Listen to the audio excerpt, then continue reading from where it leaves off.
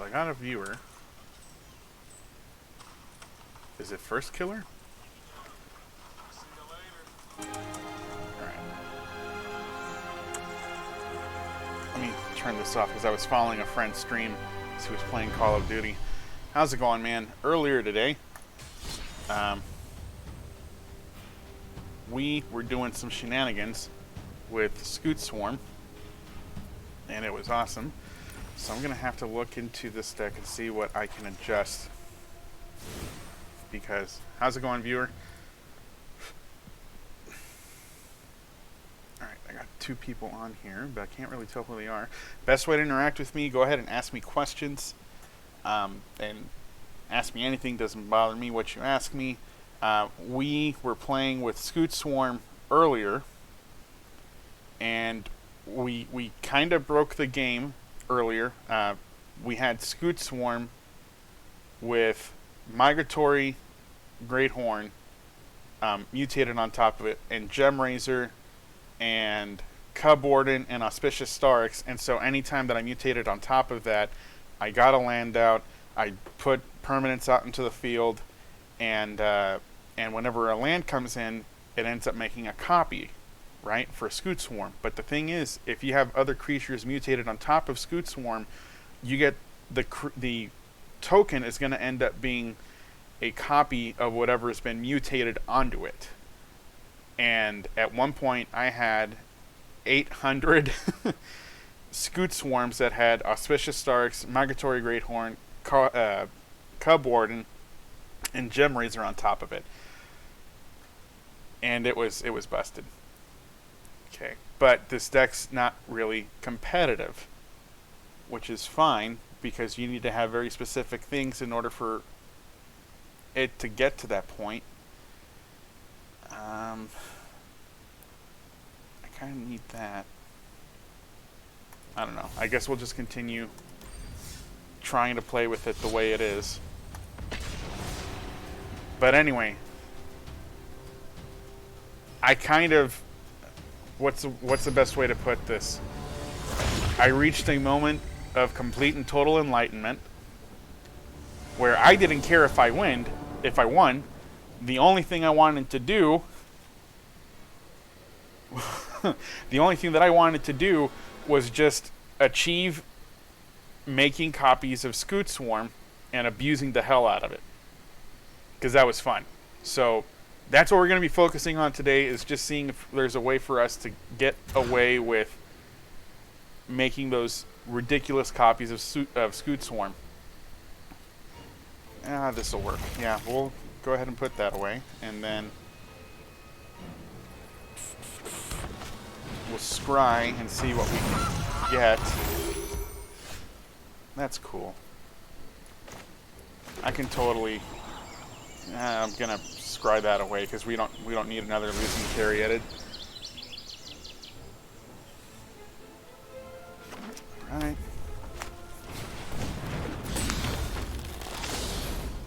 That kind of sucks. I hope he doesn't take away a Scute Swarm. Yeah, he can go ahead and take away that land. It's not all that important for me.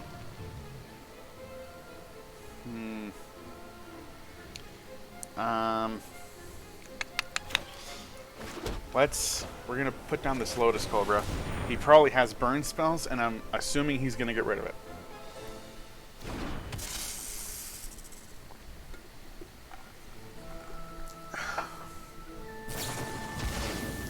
Yep. There we go. But you know what? He's wasting it on something that's not 100% necessary for me to make this stuff work. Okay. Just don't take Scute Swarm. Alright, I'm not okay with you taking this Cultivate. That kind of sucked. I'm not gonna lie. That was important. Oh, hey, how's it going?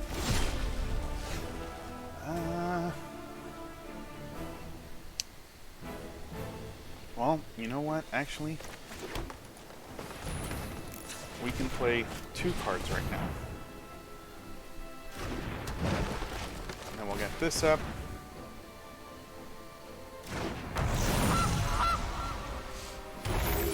Cool. see what this guy does. I'm not surprised.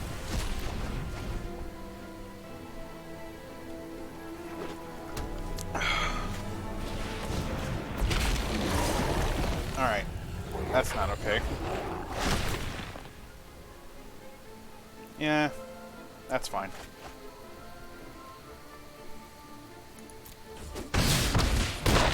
Okay.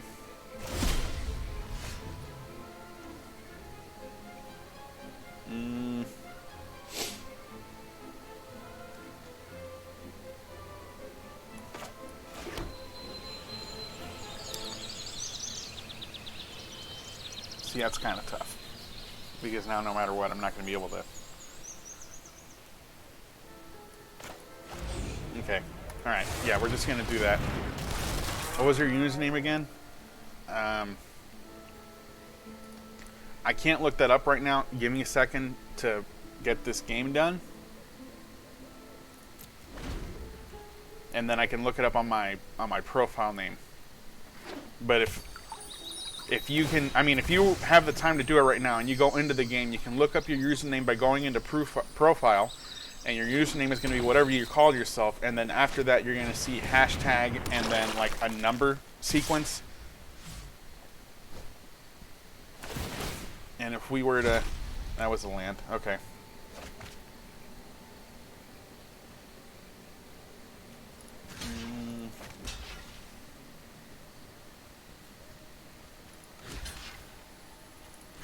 Yeah, it doesn't matter. He's going to be able to win next turn anyway.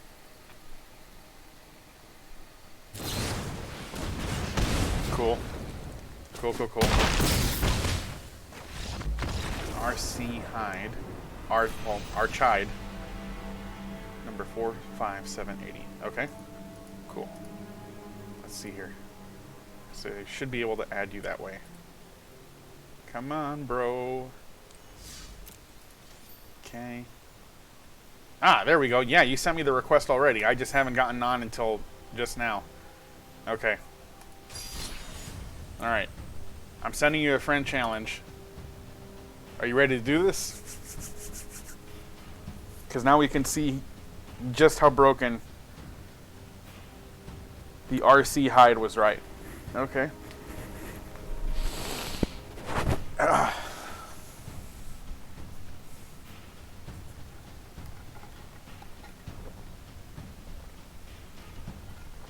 Are you on the game right now of Cloud Foxes? Okay. Just keep in mind that one game that we did lasted about an hour.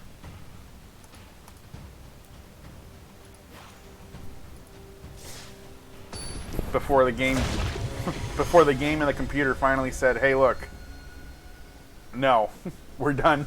We're done trying to compute this for you."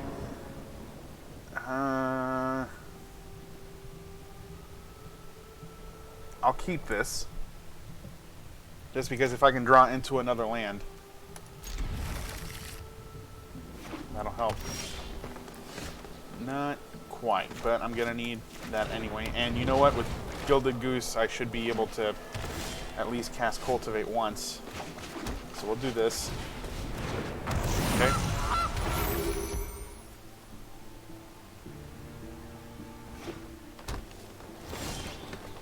Aha! Here we go. I'm going to do this and grab that. Put one down. No attacks. Ooh, idea.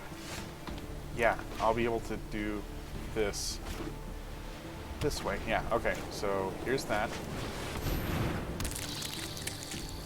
And then sacrifice the food.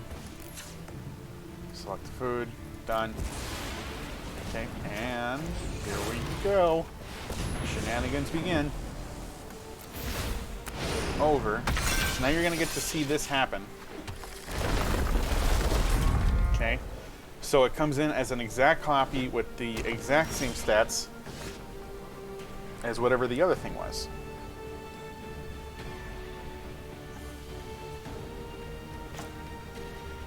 Okay. So we're going to do this. I'm going to put it over. I get to draw a land, or put out a land. Okay, and then this happens, and then we're gonna do this just so we can have some extra mana to force around with. Okay. Alright.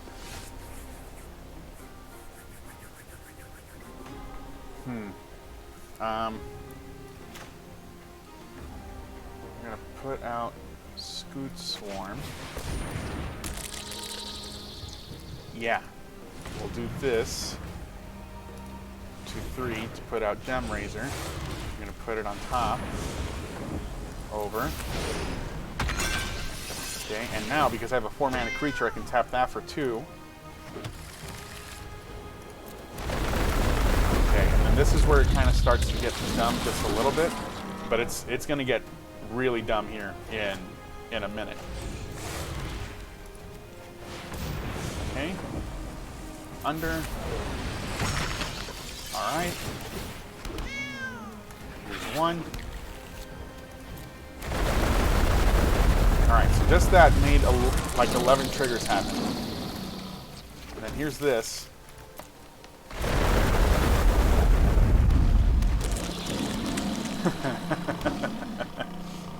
Okay.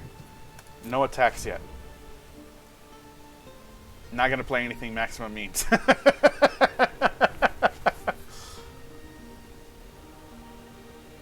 Do you at least kind of understand how the game works a little bit now, Cloud Foxes? Okay. That's fine. We'll be okay. I'm just gonna horse around over here. So that created 40 triggers.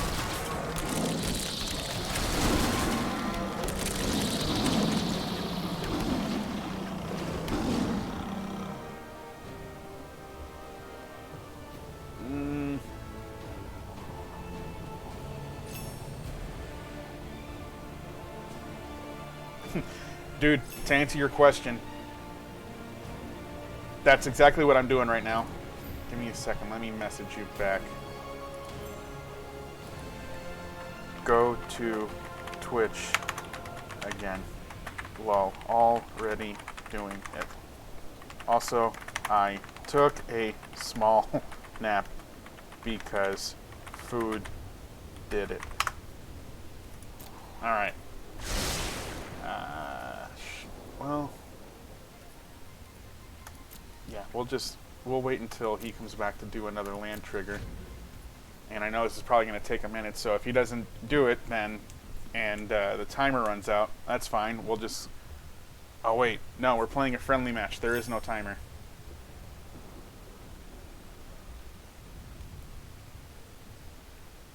Yeah, I do think your deck can break the game better than mine can.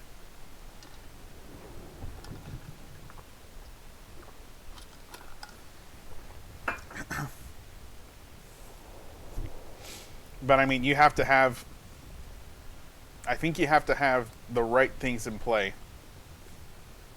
Right? And then in my case, I don't know. I feel like this is great as is. But it could be better with that Felidar Retreat if we were to just start bringing up +1/+1 counters left and right. And I need that creature that makes all the non-token creatures lands as well. Because that would be dumb. Oh no, I made your deck that you are playing way, let's see, what was it that you said? But way worse. Cool. You probably have better cards to work with that than I do anyway.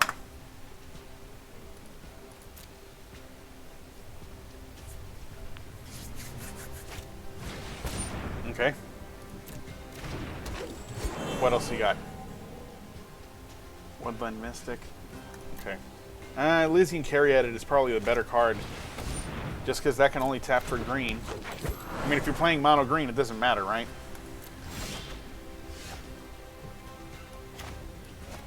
We're going to put that down as a land.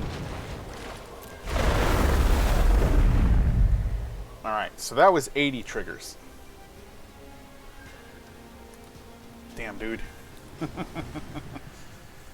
Your card pull is hardly that great. Yeah, I mean, mine isn't either. Maybe, I guess. I don't know. It's hard for me. It's hard for me to say.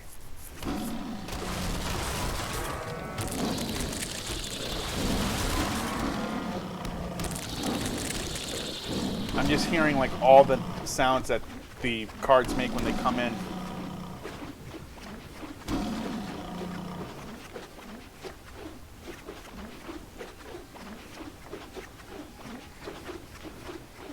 I mean, already for something to trigger 80 times, you can already see it slowing down a little bit. So now, just playing against Sparky and had over 1,380 triggers at one point off 1 Star X. Damn. Damn, that sounds intense. That good on you, man. Off of just one like trigger event happening, is that right?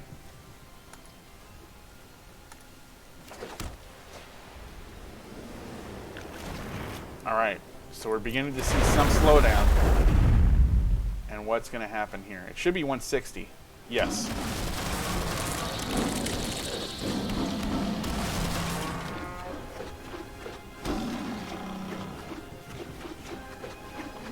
So the best thing about this is we're getting a lot more variety of faces popping up. So it gives us a better idea of how fast or how quickly these triggers are going through.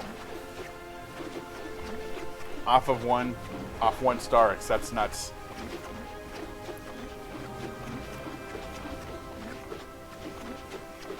But you can already see the game slowing down a little bit, and the sounds stopped happening right now.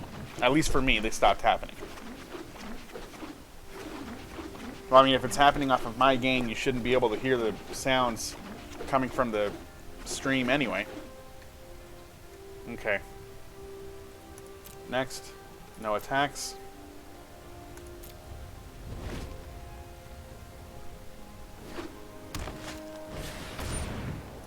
Okay. No, you can. All right. Pass the turn. Or pass priority, I guess. Now let's see what we get next. Volpakeet. Okay. That's going to be cool. Because I'm going to use Migratory Greathorn to basically pull out 2 lands right now.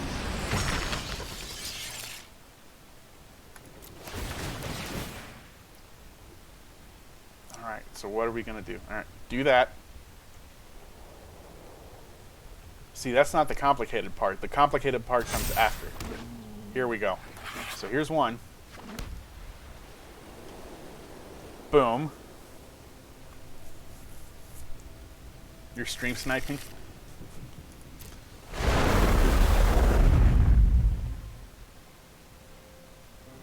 So that should be 320 triggers right there. 321 triggers, okay. Oh, actually, because it's still waiting on the other land to come in.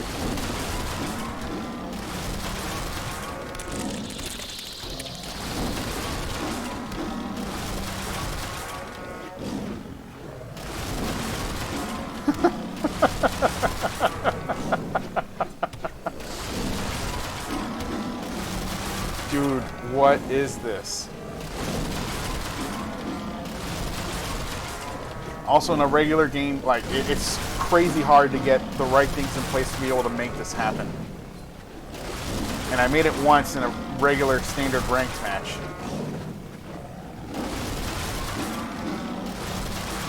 And the other person quit. I had something similar to what you see happening on screen actually happen in a game, which was great.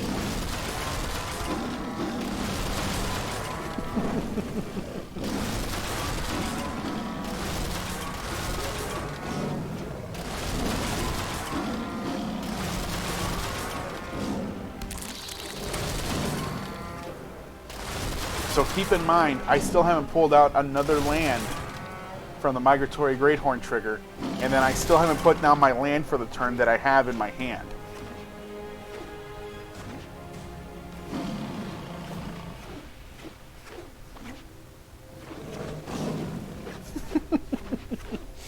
Okay, Best part is waiting until it's all over, then quit. Don't do that. Don't do that. We're trying to figure out... I mean, it's not as cool because they don't have auspicious starts. Which kind of sucks. But then if I get auspicious starts, then we'll have 4 different kinds of creatures and tokens and copies being made. Which might make this a little bit more interesting.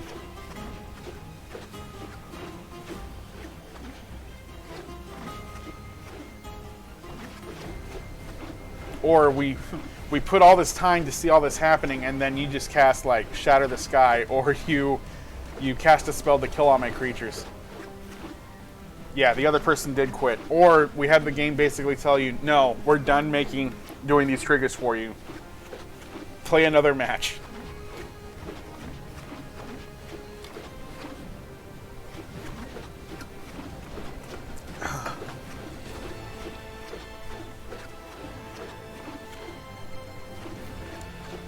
So if this did 320 triggers, we're going to be... Oh, man. This is going to be 640 triggers, roughly.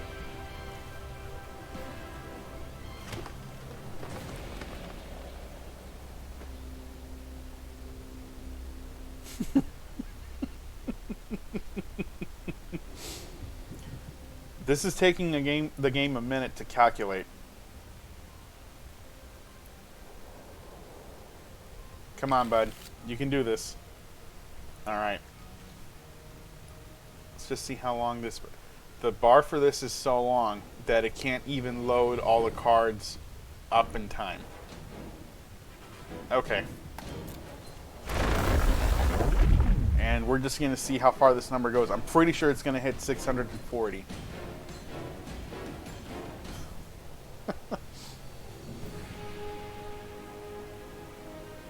Okay, so we passed 320. And we are just now passing 500.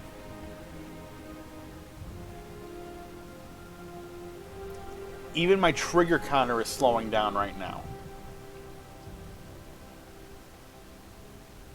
We did 640 triggers exactly.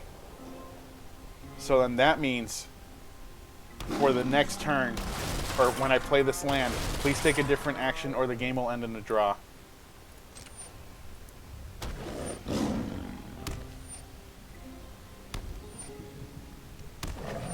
I can't take a different action. All these triggers have to happen. Don't end the game in a draw. No! Ah! Are you kidding me? Is there a way to turn that off? No way. There's got to be a way to turn that off.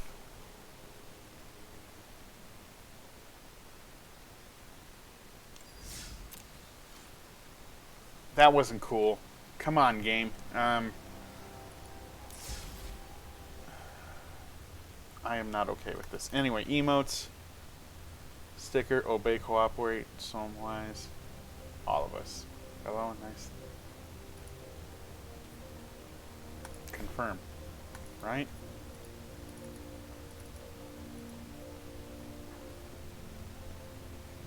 No. Tell you, yeah, all 3. There we go. Confirm. Just to make sure that we can do that. Alright. And let's try this again.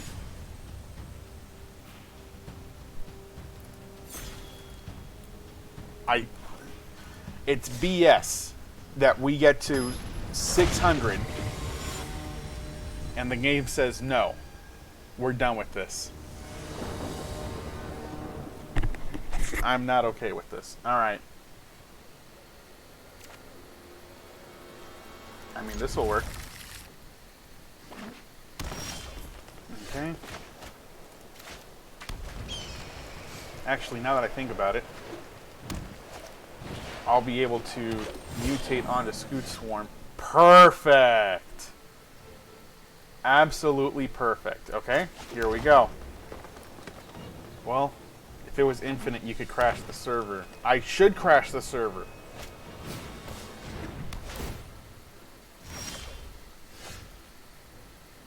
We'll do this. Scute swarm down.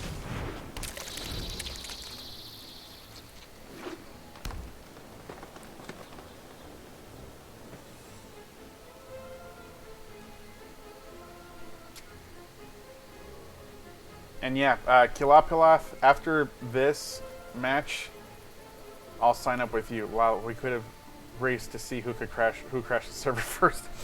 Yeah, I could be about that life. Okay, so let's put this down. Over. Okay. And we need to get another greenhouse, so we're going to do a forest. Okay, so that's one. And then this comes into play tapped anyway, so we might as well do that. Okay. No attacks. Alright. Game's going just fine now. What is this? Beginning of your upkeep, if you control a creature with power 4 or greater, draw a card. I have that card. I should play that card. At the least, it'll help me draw a card. Okay.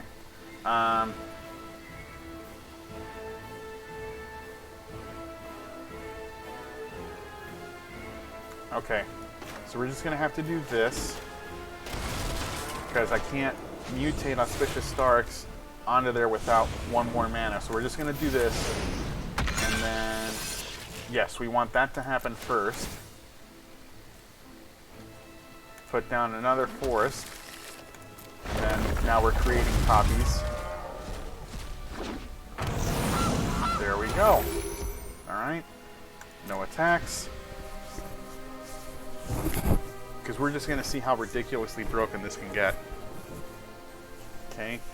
If I draw a Gem Razor next turn, we can figure out how much damage. How do you mutate? You have to have cards that have that ability. So if you take a look at the cards that I have in play, it'll tell you to mutate. You just put a card, or like you have a creature out, and then you cast a card that has mutate to put that card on top of it, so that way when you mutate, you have all the abilities of the card on the bottom plus everything that's on top.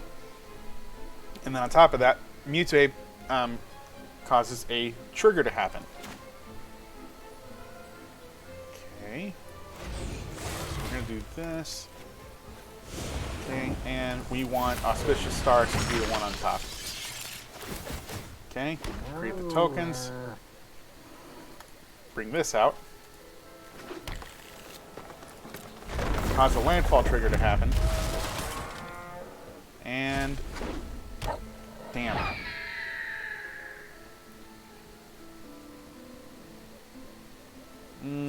Okay, yeah, we'll just mutate on top of it again. Sacrifice the food, submit. Tap for that. Put it under. There we go. Bring that out. Landfall happens. Yeah, that's not important anymore.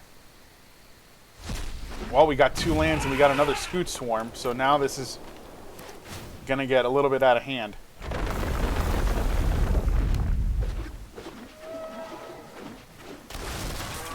Okay. Okay. And we'll just cast this. Oh wait, I still have plenty of mana. Okay. Cool. Next. No attack, end the turn.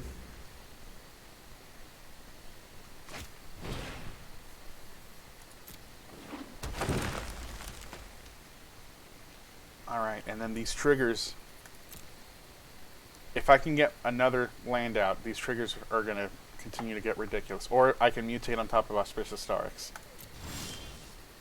Sweet! Cultivate will do the trick for sure. Here's one, here's the other one. Put this one down. And how many triggers are we at? 54. Not that much right now.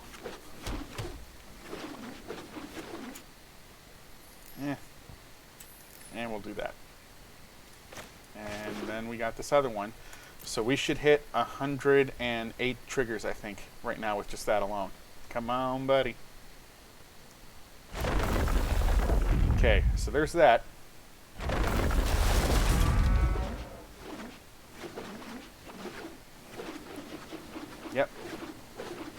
So at least this is going by quickly.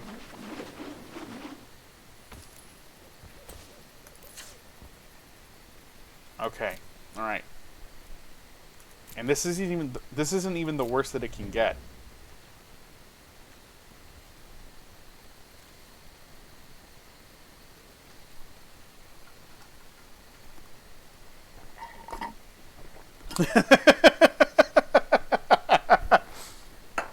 Yeah, Toaster, we're trying to see. We got up to 640 triggers last time in the last match before this one. And then the game said no. The game said, we're going to force this to a draw.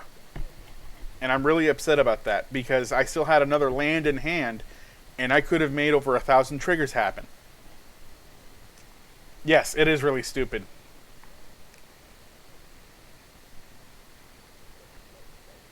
Enter the battlefield, maybe I have to fight target creature you don't control. Okay. Sure, you can go ahead and fight my card if you want, but it's not going to die.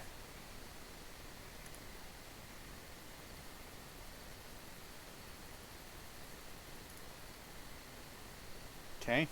Nope, not Lotus Cobra. And I think the sound cut off for me. I'm sorry. I don't think the sound cut off.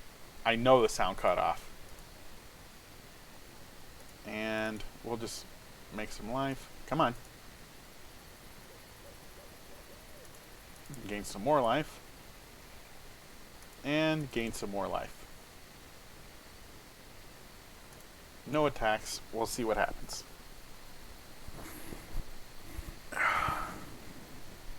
My bee just wanted to trigger Majesty thing. Once you get going, there is no stopping it. Yeah, this is really stupid. No disagreements there. Sweet. All right. Now we're going to make flying auspicious star axis. Okay. We're going to put it under. And let's see what happens here. Pull out one. And this is before the auspicious star axis does this thing by pulling stuff out from the library. So let's see what happens. Because I already have 12 Scute swarms, 72 plus another 24, 96 auspicious star X's. Okay, here we go. So this is going to be 200? Yes. All right. And at least still at this point, it can go fairly quickly.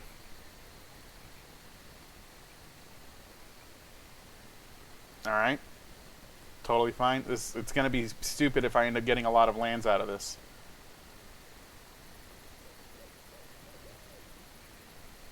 Let's see. Come on. Don't be a punk. And don't force the game in a draw. Please don't force the game in a draw.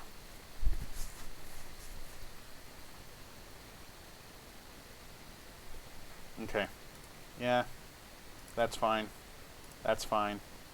And then here we go. I think I just saw 3 lands come out. Yes. That was absolutely 3 lands.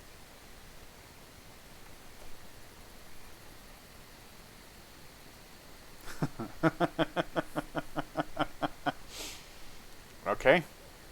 Now the game's gonna... We gotta keep it under 600. So you'll attack at like 400. We gotta keep it under 600. Attack all next turn. We gotta see how many triggers this is going to cause.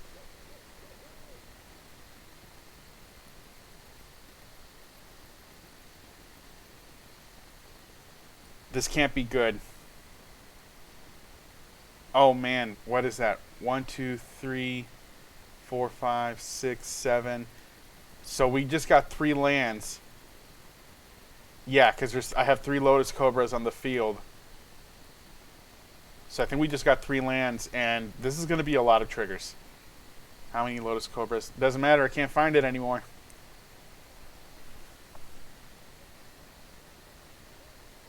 Okay, here we go. We passed 300.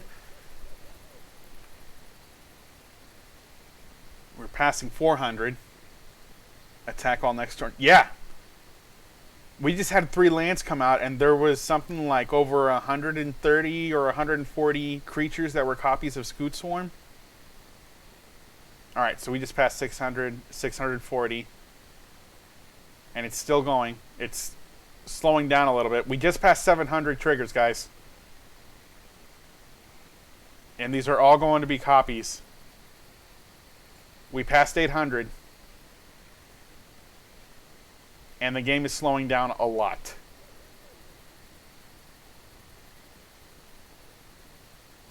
$900.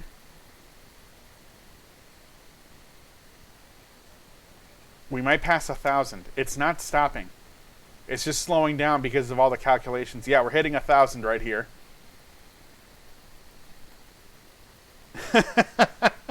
And it's still going. I thought it was going to stop at 1,073. Nope, 1,100.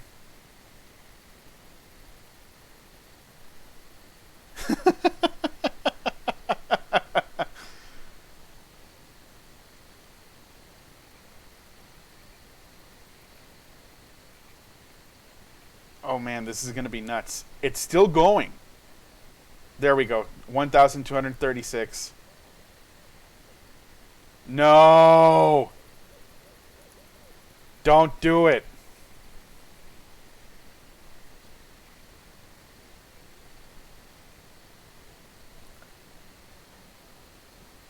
Just make the copies. Don't do it, game. Ah.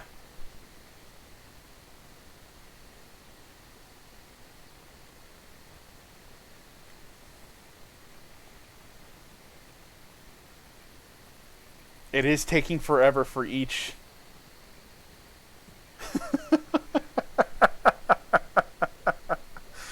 Oh man, this is nuts.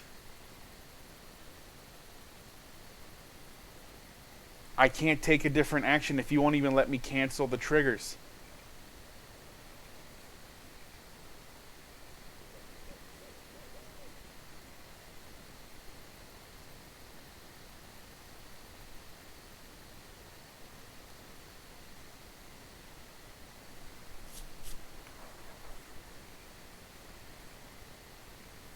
$1,200 triggers.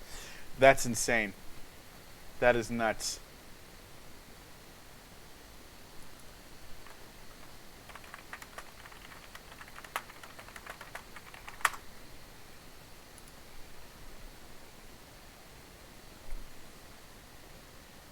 No, what are you doing? Uh-oh. There we go. Alright, cool. Everything's fine still.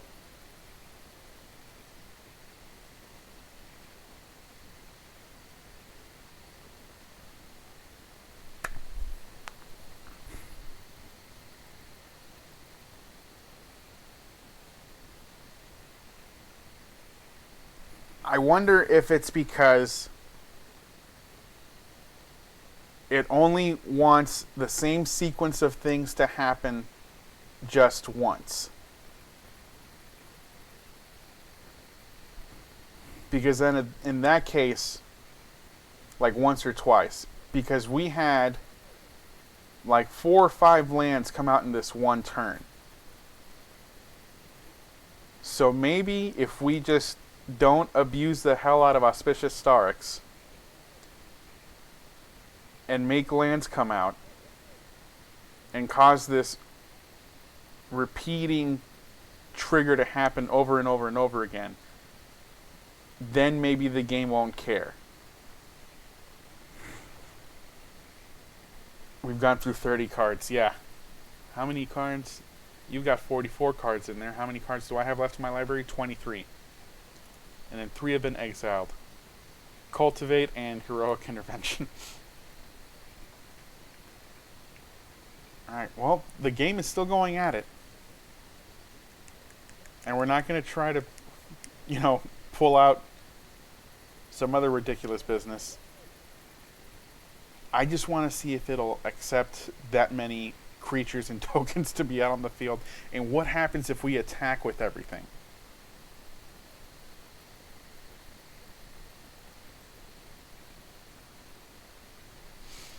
On Xbox 360, I can't. I can't attack with it. I have to wait for all these triggers to go through first before I can attack, which sucks. So for those of you that just got on, because I know that I went down to 4 and then got back up to 5, we are doing Scute Swarm and abusing the hell out of that landfall trigger. We'll find out in 30 minutes, for sure. And so the cool thing about Scute Swarm is if you mutate a creature on top of Scute Swarm, you don't just get a copy of Scute Swarm, you get a copy of Scute Swarm plus whatever the creature was that mutated on top of it. And so we put mutated Auspicious Starix on top of that, on top of Migratory Greathorn, on top of Cub Warden, on top of Vulpikeet, and I think that's it. So anytime it mutates, we get to bring out a land, and then the Auspicious Starix trigger happens, and so we end up just making a ridiculous amount of copies of creatures. So we're just trying to test to see what the limit is for this. Because the last time that we did this, we managed to hit like 640 triggers, but then the game forced us to go into a draw instead of waiting for the next turn to happen. So we're trying to figure out to see if maybe it's the amount of landfall triggers that happen instead of just the amount of triggers that happen. Because I also know that this one turn is right now has taken us about 10 minutes to go through, just because of all the triggers that have happened on top of each other. 100 cards, 1100 to go. Yeah, 100 triggers have happened. We still have another 1100 triggers left to go. / copies of creatures coming up.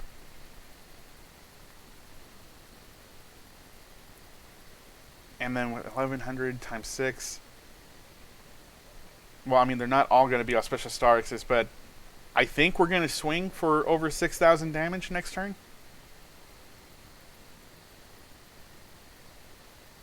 Does it add any ++ bonuses with mutations?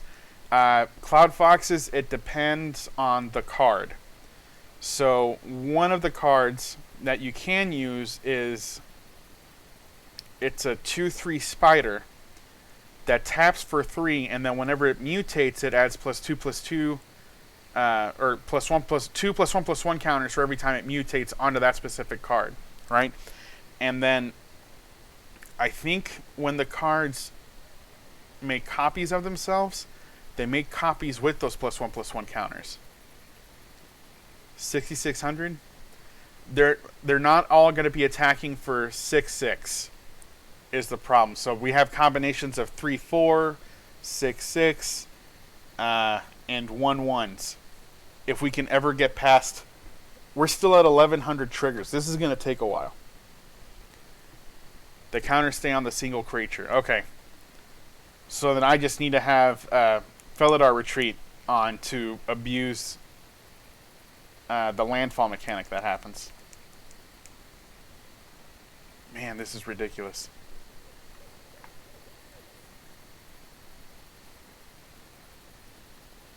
And then how many Migratory Greathorns? That's 2. So maybe I'll draw a Migratory Greathorn and then I can cast Mutate on top of that.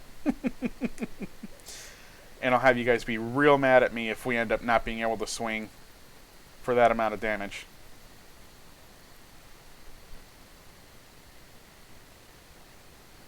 I think there was a guy that did a test and put the video up on YouTube where, based on the processor and the programming of the game, they were trying to figure out like how much damage you could do before the game decides to crash, because the computing ability of the game and the processor only goes up to like 2 billion or 3 billion or something like that. And the game tried to calculate that amount of damage, and then it just went to black and crashed the game. So I know that we're not going to be able to hit that because we don't have any way to multiply the damage yet. Okay.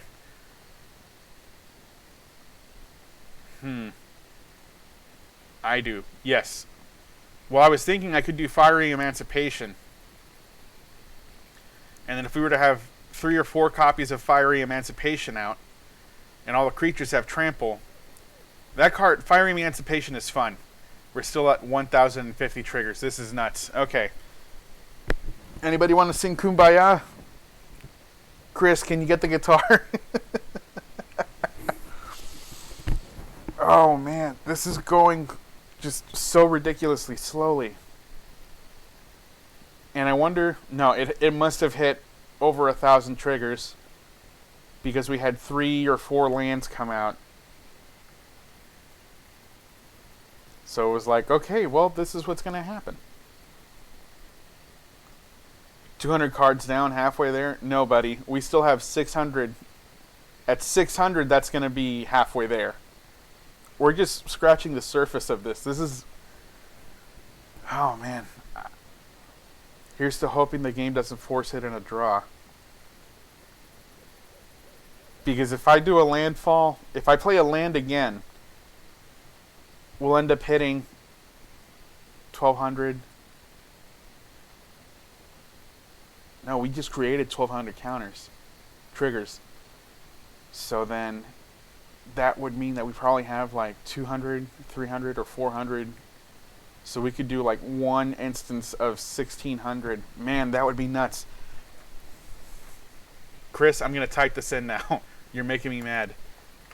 I cannot attack until all the triggers are done because the game won't let me.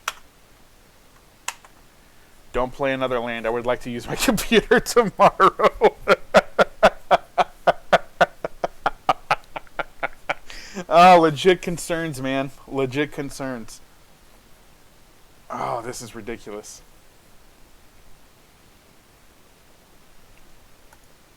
Can I even hear anything? Even the animation for this guy is not smooth anymore. It's super blocky and janky. We still haven't gone under 1,000 triggers.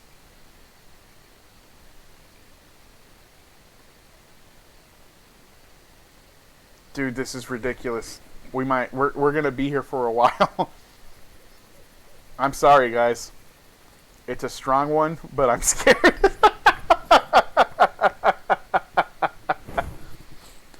Well, Chris, I have also already said that I cannot attack until all the triggers are done twice, and you're still telling me to attack, so I'm figured, alright, well, if she can't hear me, she's going to read what it is I'm going to try to tell her then. Yeah, my computer's also strong. I really wish that the game with Kalapalath did not... I just want it. I know.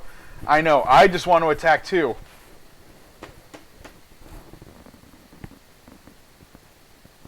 And we don't have Auspicious Starks twice on the same card. So we don't have another trigger of Auspicious Starks bringing out lands again. So I think we'll be okay. I mean, if the game will even be able to continue.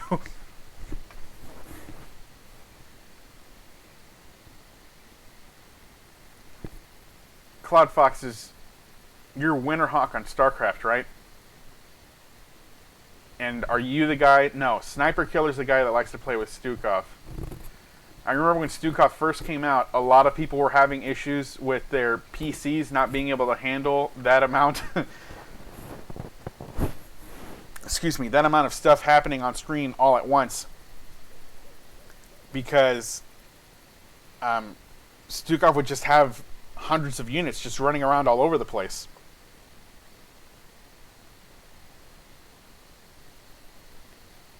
We still have 960 triggers to go. Oh, man. And it's really weird when I'm looking at at my screen for the game and then at my stream and for the numbers to be the same, because there's like a 10 or 20 second delay on there, so that just tells you how slowly this is going. and my processor's not the best processor out there. I mean, it's not an i9, right? But I have an i7 processor, so it should be able to handle these kinds of things. And after seeing this, I think I might have to convince Chris that I'm going to have to buy a $500 or $600 processor and attach it to the computer.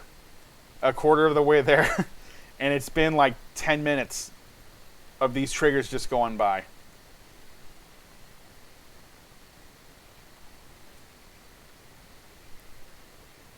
Chris, we're doing it for the viewers.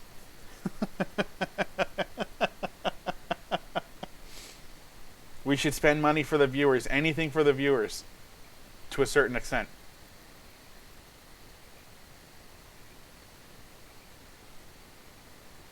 See, this is just ridiculous. I already have like 188 migratory great horns. And then these are the copies being made. So then, and everything just keeps bouncing around. So I think it's keeping track of which triggers are happening and then delaying or subtracting the count from one stack into another.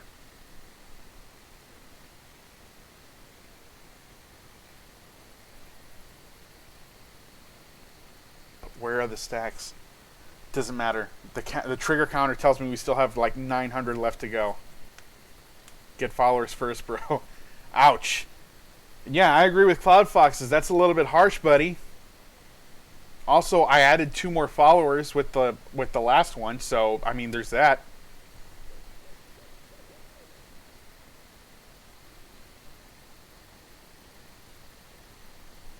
You know what mechanic they need to bring back for Magic the Gathering is Storm. So for those of you that don't know, what Storm does is it copies. You cast an instant or a sorcery that has Storm. The sorcery casts copies of itself depending on how many other spells were cast for that turn. So if 7 other spells were played for that turn and then you cast that spell with Storm, that counts as 8. That counts as the 8th spell, so you end up making 7 other copies on top of the 8th spell that you played for that game. So depending on what card it is that you're playing it for, or depending on what card you're doing for Storm, it could be stupid busted. You got to make money to spend money, just the truth. I mean, I know you're right. And one of those cards is called Dragonstorm, and it's like a 9-mana card, so it's really just insanely hard to cast it. Isn't it the other way around? What do you mean by that?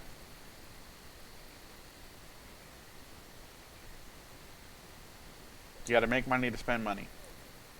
You got to spend money in order to make money. Yes, I mean, you do have to do that. It goes in so many different directions. So anyway, Dragonstorm, that card has Storm on it, and whenever you cast it, you get to pull a dragon card out from your library onto the battlefield. Untapped, just ready to go, right? So if you already had like 3 or 4 other spells cast that turn, you get to pull out 4 or 5 dragons from that one card, so it pays for itself. We're still at 870 triggers. Yeah, I don't think I'm going to have the patience to deal with another set of triggers happening, especially because the warning already came up saying, hey, if you don't cut your shenanigans, we're going to end the game in a draw. So we'll be lucky if the game doesn't end in a draw.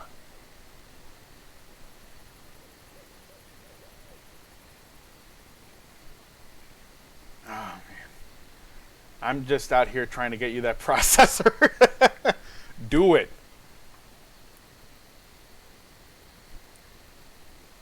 Cloud Foxes, do you know what an i9 is capable of doing? And how many different processors are within the processor? Cores, there we go, cores, that's what I'm looking for. Doesn't it have like a 10 or 12 core for that one processor? Which is nuts thinking about it.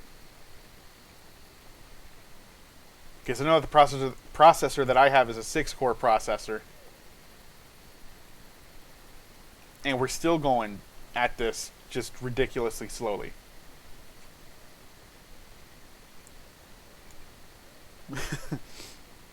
Thinking? Yeah, right? I'm just going to go ahead and do that as well.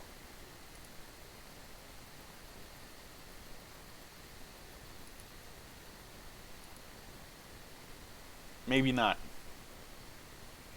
I don't know, man. I've got an i7.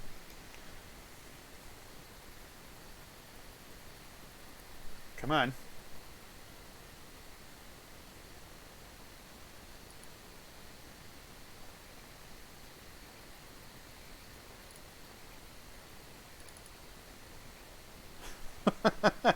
This is definitely accurate for that one particular moment. Let's see.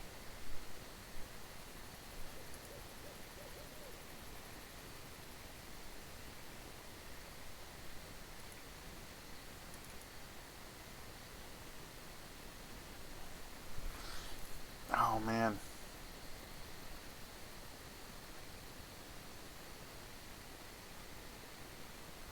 No, if I mutated on top of Elysian Caryatid, I wouldn't have mutated on top of Scute Swarm. So that wouldn't make a difference. Okay. I really want Wizards of the Coast to make more mutate cards because I mean, those cards I feel like are great, especially if you have Paradise Druid. One of my favorite things to do is play a mutate deck, and then you have Paradise Druid out, and you start mutating on top of that. And then if you can, there's ways for you to make a card with mutate indestructible as well. And then there's an artifact that you can make it hexproof. So like you make it hexproof and indestructible. Good luck trying to get rid of it. The only way to get rid of it is by exiling it with Ugin. Because with Ugin, it exiles everything on the field at once.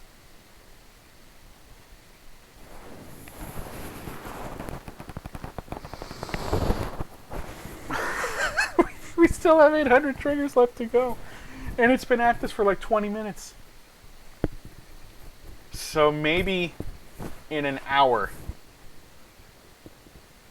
In an hour from now, we'll finally be done with all these triggers.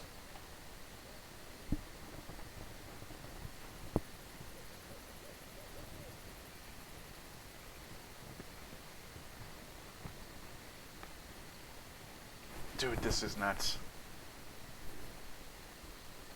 I gotta tell him a story. Is it still your turn? Yeah.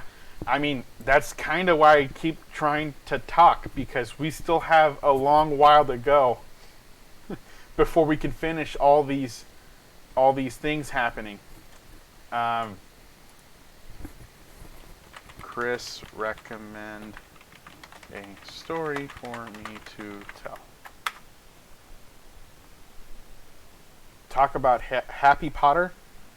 I don't know about a Happy Potter. I'm definitely not a Happy Potter. My mom has a lot of plants in the house. What am I going to talk about Harry Potter for right now? A lot of people don't like J.K. Rowling because of the transphobic stuff that she does. AMC? Oh. Oh, man. Okay, so I worked in movie theaters for a long time. I'm talking 8 or 9 years. The Walking Dead Secret Rare. No, we're not going to talk about that. Secret Lair. Okay. I mean, that's cool and everything, but I don't know. I just feel like it's dumb. Anyway, AMC, Harry Potter Deathly Hallows Part 2 comes out. And I was working in a 24-screen theater. This theater was huge, right? 24 screens is no joke. That's a lot of cleaning, a lot of walking around. During the week, there's usually only one usher who just walks around to clean theaters, right? When you got 24 screens that you have to clean up after, think about how often you're going to be walking up the stairs, going through the aisles, and then multiply that by 24, right? So, and then you have in an 8-hour shift, you usually have movies ending once every 2 to 3 hours. So the whole cycle starts up again 2 to 3 times a shift. That's a lot of walking. So Harry Potter comes out, Harry Potter Deathly Hallows Part 2, and we have 16 auditoriums sold out for this one movie that's playing at midnight. And although I don't like ushering, I wanted to clean theaters that night, and my GM said, no. I've seen you work the concession stand. You're really good at being able to keep up with the amounts of customers and popping popcorn and making sure that we're not running out of things to sell on the concession stand. So that's where I need you to be at. And this other supervisor was there, and she was like, but I want to be in the concession stand. The concession stand's my happy place. And the GM said, no, Lynette, we need you to be the happy smiling face talking to people, because I know Raphael is not going to be all that happy dealing with the amount of people we have coming into the theaters. So I'd rather you talk to them, because at the very least you'll be able to keep a smiling face and be professional about it and try to keep up with everybody. So I was in the concession stand, which meant that I had to count the tills that night, and we ended up having two waves happen. One that started from like 7:30 and didn't end until about 9:30, no, about 8:30 to 9 o'clock at night. And we didn't run out of popcorn, we didn't run out of hot dogs, we didn't run out of anything. But the line was from the concession stand all the way up to the door. And I'm not kidding when I say this, we had a really, really big lobby. That one lobby was like 50 feet. And we also had two concession stands on the sides. We didn't have them open because we didn't have enough people to be able to do... Yeah, we're almost halfway on the triggers. We didn't have enough people to handle the amount of people coming into the lobby, plus to have them help the two side concession stands. There was just no way to be able to keep up with it. So instead what we did was just have the lobby be the only concession stand that's open and keep up with popcorn, soda orders, and everything. And the rush happens again from 9:45 and doesn't end until 12:45 at night. And again, we didn't run out of hot dogs, we didn't run out of soda, we didn't run out of popcorn. Lines were just out the door like everywhere for people going into their specific theater. And then Mr. Riley, my GM, at some point says, look, if you have a ticket for Harry Potter, don't worry about trying to go to a particular theater. Just go to the theater that your friends are going to be in. It doesn't matter to me. It's going to be a lot easier than making sure that people are going to the right theater and keeping up with seating and making sure that everyone's got a seat and all this other stuff. It was a really good idea. However, he didn't say that until about 11 o'clock at night, so we still had people asking, hey, I'm sorry, I need to go to this theater. Where's this line? I want to make sure I go to that theater. So that just frustrated Lynette a lot. By the time we're closing up the concession stand's a disaster. There's nothing we could do to help it, right? Because we were just way too busy to keep up with that with cleaning. But we still had plenty. We had plenty of popcorn. Never ran out of soda. All this other stuff. So I start counting tills at 1 o'clock in the morning, and I have 10 tills to count. And I think that one night from in that 6-hour period in the concession stand, we ended up doing something like $15,000 in cash in sales alone. That's not even counting credit card sales. So I didn't leave until like 5:30 in the morning from the theater, and I didn't get home until 6 o'clock. And my dad is getting up, sees me coming into the door, and he goes, where have you been all night? And I said, I just got done working half an hour ago. We were so stupid busy that I ended up having like $15,000 in cash, and then I couldn't pre-count all the tills that we had earlier. It was dumb. We still have 625 counters to go. I could I could probably play regular show and watch 3 episodes of regular show. And we're still not going to be done with all these triggers.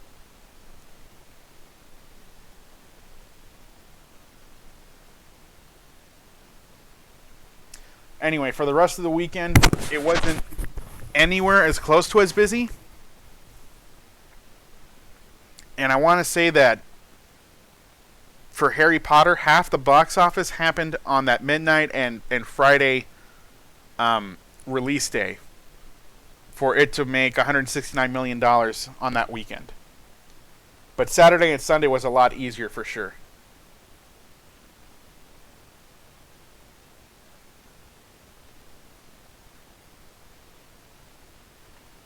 Oh, so that is actually the mana symbol for planes. That's something that you're talking about that's on top of that. With Lotus Cobra being out there, I get to float mana whenever a land comes in. So that's what happened. We had a landfall trigger happen, and because the mana for that doesn't really matter right now, I just said, well, whatever, we'll just put white mana on there.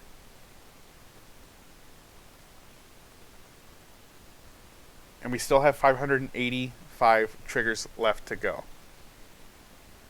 What's another good story? I don't know. Viewers, what would you like for me to talk about? Ask me questions.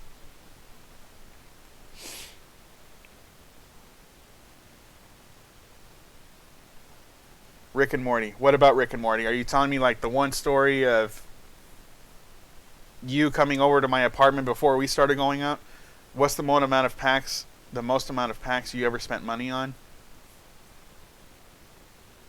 Well, I mean, I've bought a booster box for myself, and that was $100.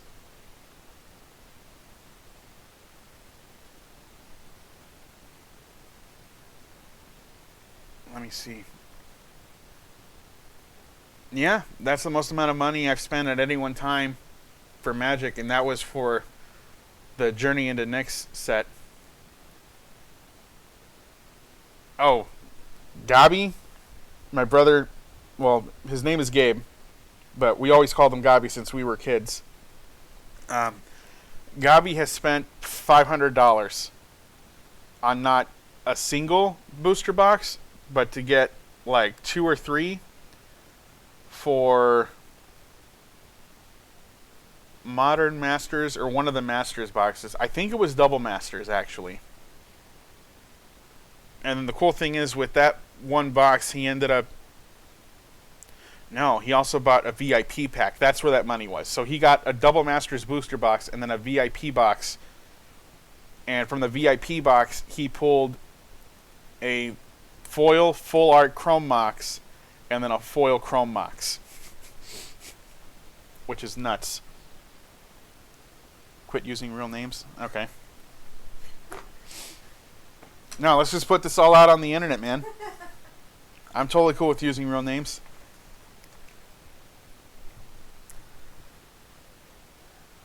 And then did you want me to talk about you watching Rick and Morty Season 1? So, at the time that this was happening, this was like 2014. I want to say this was like 2014, September 2014, I think. My wife, Chris, was not in a good marriage and had just found out that her dad was diagnosed with stage 4 lung cancer. Her marriage was not in good shape for like a year and a half prior to this happening because her ex-husband... Do you think pausing it will give it a sec to think or power through it? No, I'm not going to pause it because the last thing I want is for the game to go, if you don't do something else, we're going to end the game in a draw. You can't pause the game. Yeah, he's right. You can't pause the game because at this point the game's just going through all the. I can stop the resolve all. No, don't do that. Don't do that. Please don't do that. Because if you stop the resolve all, it gives the computer a chance to look at what's going on, and it's not going to go any faster either. The problem is that there's just so many triggers stacked on top of each other that the computer's just going through the processes and making sure that everything happens in an orderly fashion, I guess. So anyway, my wife calls me. For those of you that don't know Texas, she moved to Temple, which is...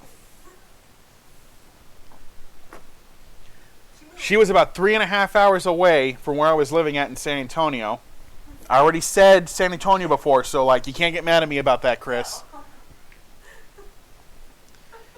She was 3.5 hours away from San Antonio. Came to San Antonio to see her ex-husband, soon-to-be ex-husband, so that she could start getting the divorce papers signed and finalized. And instead, they had this really big fight and argument. And she didn't feel like driving back to where she was staying at, because she was just in a really big state of distress. So she ends up giving me a call, says, hey, look, I don't have anywhere else to go. It's in your profile. What's in my profile? San Antonio. Yeah, when the man has a point, the man has a point. I guess I might need... You know, that's a really big point. That's a great point. Anyway, moving on. I end up making her dinner. Hamburger helper. Shush, I'm getting to that. I was at Walmart when she called me, and I was going to make hamburger helper for myself, because at the time I had like $30 to last me a week. So I was like, all right, cool. I guess I got to make the most out of what I got, so let's just get hamburger helper and try to make this last as best we can. So I make hamburger helper for her and myself, mainly for myself, but because she was there, I was like, all right, cool, like, do you want some dinner? So she has some hamburger helper, and she was like, I need to watch a movie or watch something to kind of lift my spirits up. And at the time, Rick and Morty Season 1 had just come out on Blu-ray, so I went ahead and purchased it. Yeah, a hamburger helper dinner is super romantic, bro. So we ended up watching all of Season 1 of Rick and Morty, and by the time it was done, she just looked at me and said, that was absolutely great, that was fantastic. Let's start watching the next season. I have to watch the next season. What's wrong with Hamburger Helper? There's a couple of things wrong with Hamburger Helper. For one, when the person that is now your wife was not even your girlfriend at the time, comes over due to emergencies, it's not exactly romantic to make Hamburger Helper. But I only had $30 in my account at the time, so it's not like I could look at her and go, hey, let's go over to this 5-star restaurant with the money that I don't have in my account. So I just made Hamburger Helper. And then the other thing that's wrong with Hamburger Helper is that I got a Hamburger Helper that had dairy in it, and my wife is lactose intolerant. And she didn't tell me when she started eating it, but she knew what was going to happen once she started eating it anyway. She was like, oh, he's got me here at his house. Now that is bad. Yeah, no, it's absolutely bad. And then on top of that, it's not like Hamburger Helper is not exactly the thing that you make for somebody when they're in bad spirits because they just started finalizing their divorce proceedings. And then on top of that, the week before, found out that her dad was diagnosed with stage 4 lung cancer. Like, what you need at that point is cookie dough and all the ice cream you can get to somebody.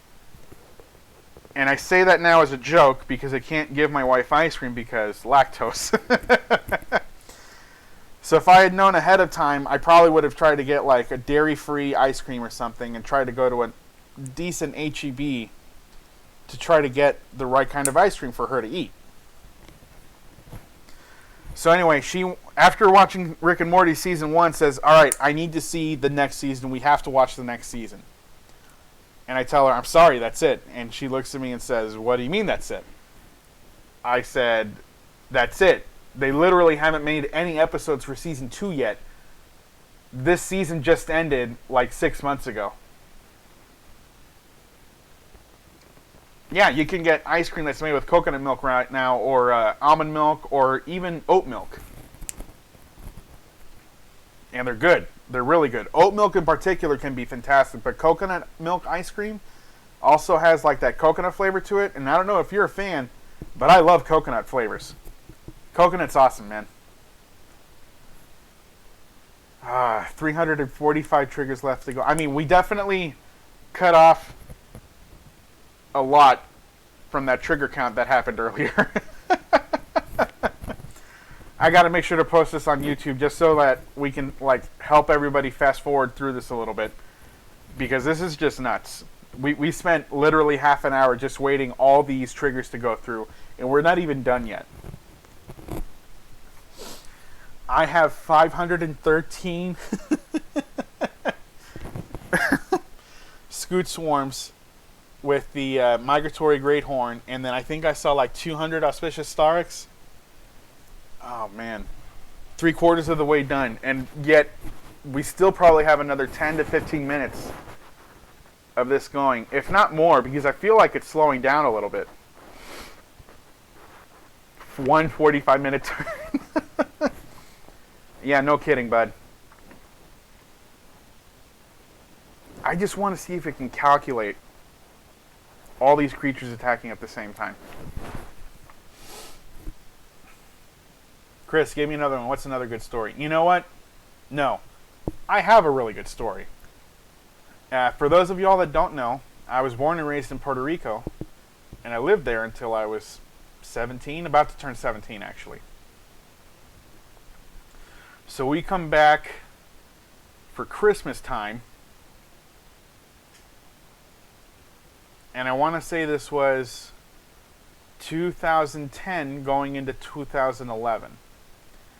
And so we're celebrating New Year's Day, and we were going to go to a family event where I was going to see like probably 150 to 200 people in one house,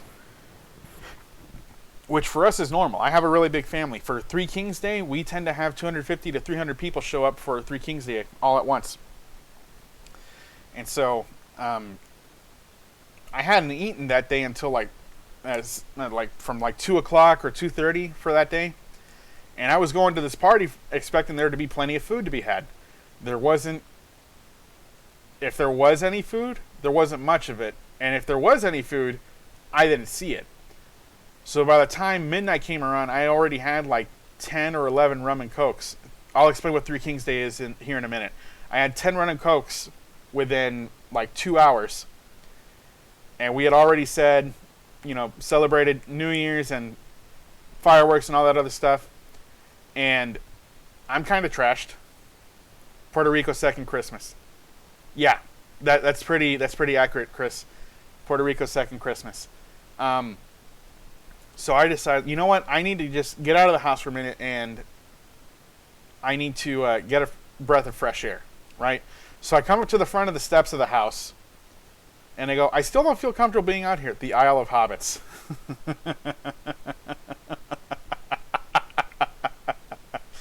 Except the hobbits who don't have Elevence's luncheon afternoon tea. No, I mean, that's what New Zealand is, but she's basically comparing Puerto Rico to just having an island full of hobbits because there's a lot of short people in my family. And Christina here in the States is, she's a little bit on the short side for women, but she was tall amongst a lot of the Puerto Rican women. Anyway, come up to the front of the steps, and I tell myself, I still don't feel comfortable hanging around here. Maybe I just need to walk around and get away from the house. I've never been in that neighborhood before. Yeah, rip for sure. So I started walking around, and I see this other this other house, and there are two cars parked next to each other on the driveway with another car parked parallel on the street. So I take a look at this and go, great. If I just sit down between these cars, no one can see me. So I sit down, and I'm like, oh man, this is great. This is fantastic. And I start relaxing. I feel really relaxed. And I start laying down on the driveway. And I passed out and fell asleep on the driveway. And when I woke up underneath one of the cars. So I was like, oh, well, this isn't good. No one can definitely see me underneath this car.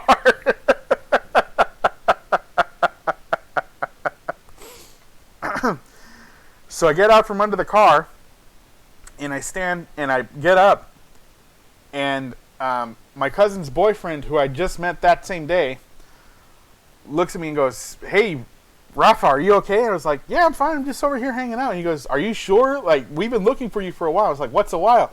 We were looking for you for like 3 hours. And I said, oh, shit. So I get back, And my dad looks at me and goes, "Where the hell have you been?" And I said, "I fell asleep under a car." And I know that you can see me through the webcam, but I'm a big guy. I was like 250, 260 pounds at the time. So it's not like it's easy for me to fall asleep under a car or even fit under a car. Yeah. Oh, no, exactly, Cloud Foxes. So for the rest of the trip, for the rest of the vacation, nobody would let me leave the house unless I had a buddy with me. Because they didn't want me to fall asleep and pass out on some stranger's driveway and then have to look for me for another 3 hours, because otherwise I would never hear the end of it, right? Oh, that was funny. That was funny. And I took their comments like a champ. I was kind of pissed about it, but I took it like a champ. We're getting there. We only have 165 triggers left to go. Ah. Oh, man. Anybody else got any good stories? Or is it just me talking here? Don't you dare stop. There we go. Keep going. 300. I could just see it right now. I have 300 auspicious star X's. And then another 150, so that's 450. We're looking at about 500 of them right now. Dude, this is ridiculous.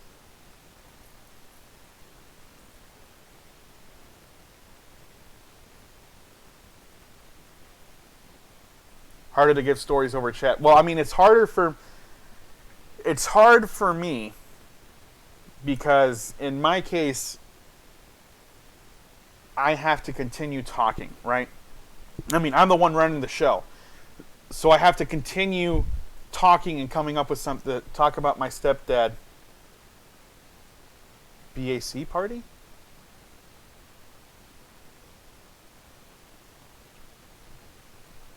What do you mean BAC party? Bachelor party? Oh, yeah. All right. So I have a... Is it okay for me to tell them what I have? Can I do that, Chris? Is that all right? Or is it still the internet and I can't give out specifics? Yes. All right. So I have a 12 gauge shotgun that her stepdad, who is my father-in-law, gave to me as a gift because I'd never owned a gun. We're in a red state. No, that's fair. That's a good point. And so for his bachelor party, what we ended up doing was going with a lot of his friends that he had gone hunting with. And we went to a shooting range, and we played this game called Knockout. And it's a skeet shooting range. So we go out to the shooting range to get ourselves set up. And the way everything is set up is you have skeets coming out from behind, like all these different target areas. And you press, for example, button number 1, and you'll have the skeet come out from where number 1 is, and it'll shoot up from the left. Okay? And the game is Knockout. So let's say that one person goes, and they shoot. If they miss, but the person after them shoots and hits the target, then the person that missed is out because they missed, right? Let's say that the person that goes shoots, misses, the next person shoots, misses, and then the next person after that shoots the target down, then that's 2 people getting knocked out. But no matter what, the person whose turn it is, if they go, they have 1 shot to shoot it, right? And if they shoot it, they're safe. I was born and raised in Puerto Rico. I'd never been around guns. This is like my 2nd or 3rd experience ever shooting a firearm. And I'm with my shotgun. And I ended up winning like 2 or 3 out of the 5 games that we played, and all the and the funny thing about this is, right before we even started playing the match or the game, I was asking people, "Hey, look, I want to make sure that I do this right because I don't want to. I bet that shotgun hurt your shoulder the day after." Actually, no.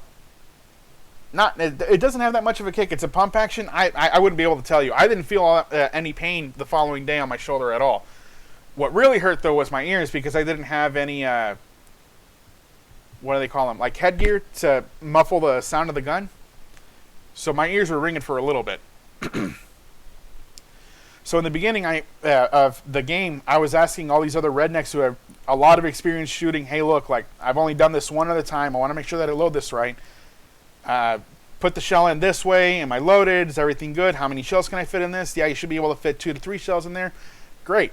And then I start playing the game, and all these other rednecks thought that I was going to be a pushover, and that's not what happened. They were like, man, this guy's playing a trick on us. This is bullshit. I've never had pain from shooting anything. If you have a rifle that's big enough and dealing with a big enough caliber,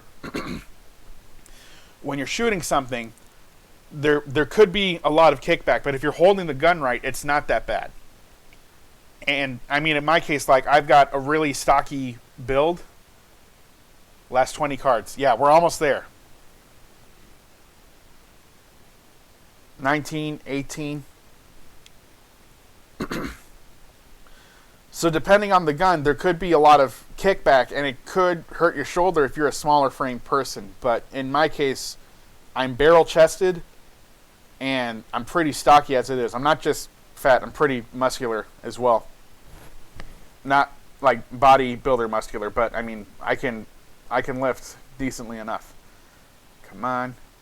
Oh, all right, cool. Here we go. This is where I have to do this, and we're just going to pick all the colors. Come on. No. Blue. Blue. Black. Black. And the sound came back. Red. Red.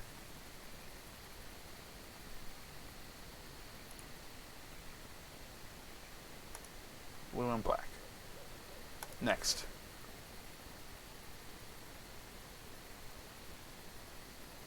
Okay. All right. This is so many, it's nuts.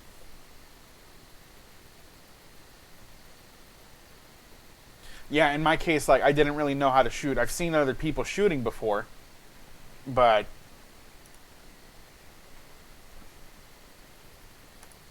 all right, here we go. We're attacking. Oh, wait, no. We're going to wait until next turn to attack, because we want to attack with everything that we just created. Because otherwise, like, what's the point?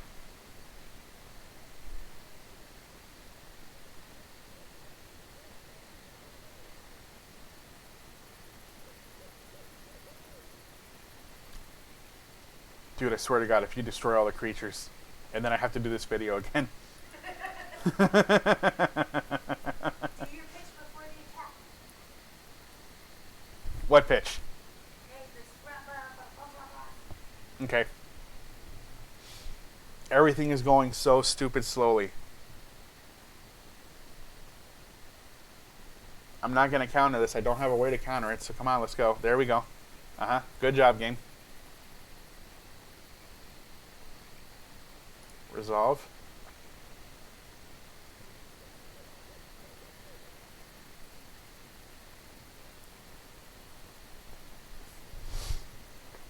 Okay, pass to draw. Why do I have to do this step by step now? Because it wasn't asking me this before. Yeah, I know. I mean, it's definitely going faster. It's just asking me to resolve every trigger that happens now.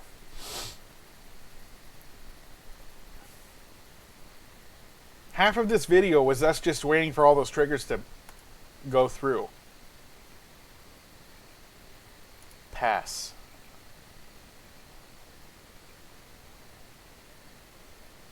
Pass to end of combat. Dude, this is outrageous. My turn. Okay. And what do I draw?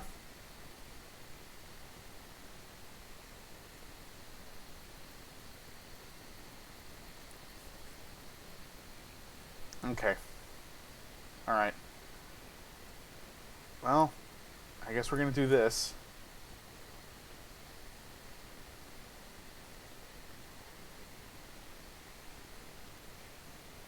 I think it's waiting for you to give me permission. There we go. Alright. And now we're just going to have at it. Because I know you guys have been patient already with over 1,000 triggers happening. World record for longest magic turn? I don't know. Maybe? That would be... Come on. I pressed all attack.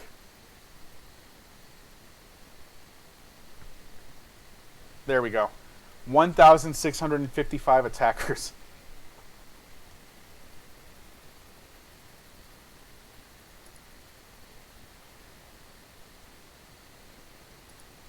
Take that off. No. One.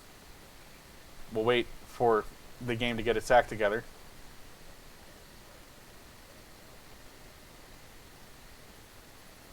Nope, I don't care anymore. We're just going to attack with everything. We're going to call it a day.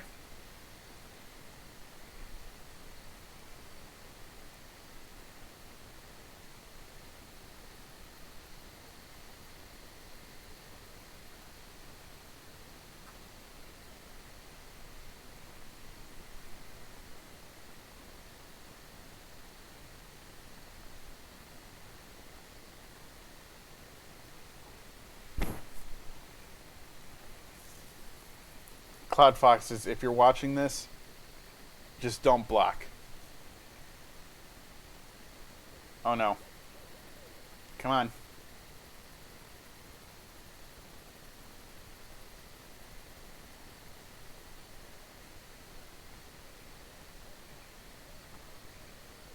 Come on, it's not like we're asking you to do anything complicated.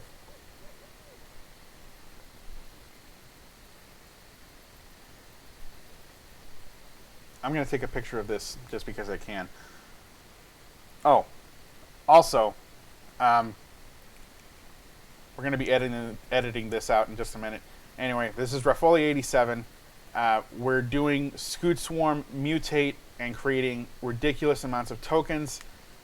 Because Scute Swarm has a landfall trigger, whenever there are 6 or more lands on the field, it ends up creating a copy of itself. Well, it doesn't create just a copy of itself. It creates copies of itself plus anything that was mutated on top of it. And so we ended up doing a ridiculous amount of copies of Scute Swarm plus all the copies that had mutate on top of it. It's just nuts. And at one point I had 1,260 triggers being done, and that's the amount of copies of Scute Swarm that were being made all at once. So anyway, if you didn't know that Scute Swarm was busted, this is how I can show you that Scute Swarm can be busted. And yeah, I think the computer's thinking right now. This is gonna be a minute. I think. I don't know. Anyway, picture time.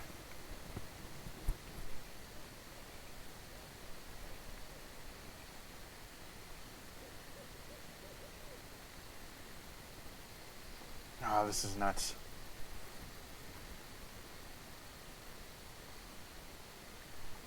Anytime now, computer.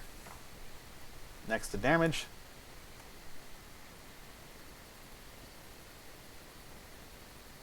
Okay, and then probably just for all these creatures to hit is going to be another 2 to 3 minutes, probably.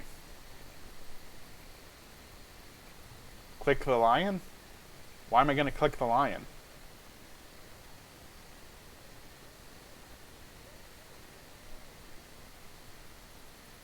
What about this guy? Pal. Choose the battlefield. Put 2+1/+1 counters on each other creature you control named Pala Black.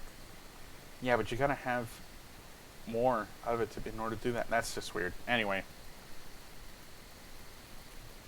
Yeah, man, I think at this point the computer is thinking.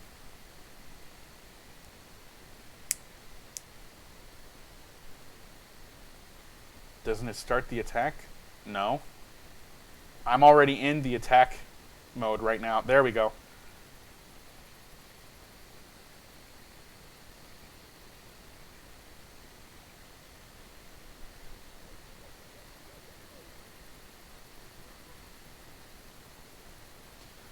You guys can't hear this because you're not in the same room or house as my wife is in, but I could hear her laughing from our bedroom, and our bedroom is roughly 800 feet away.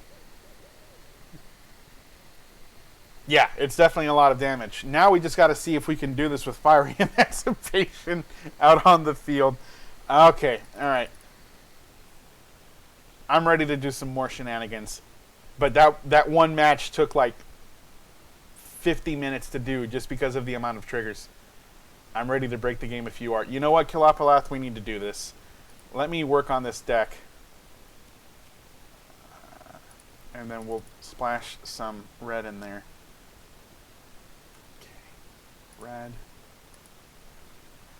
Fiery emancipation.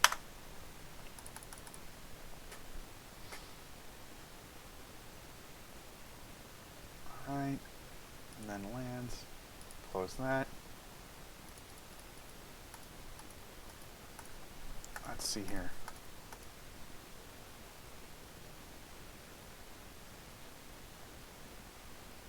No. No. No. Although we're getting there. Let's see. Temple of Abandon's fine.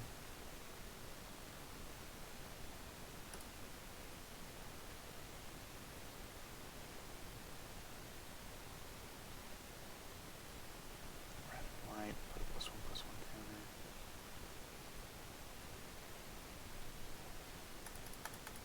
Yeah, we'll put Fabled Passage in there just to mess around. Labyrinth of Scophos. Okay, and then let's go back.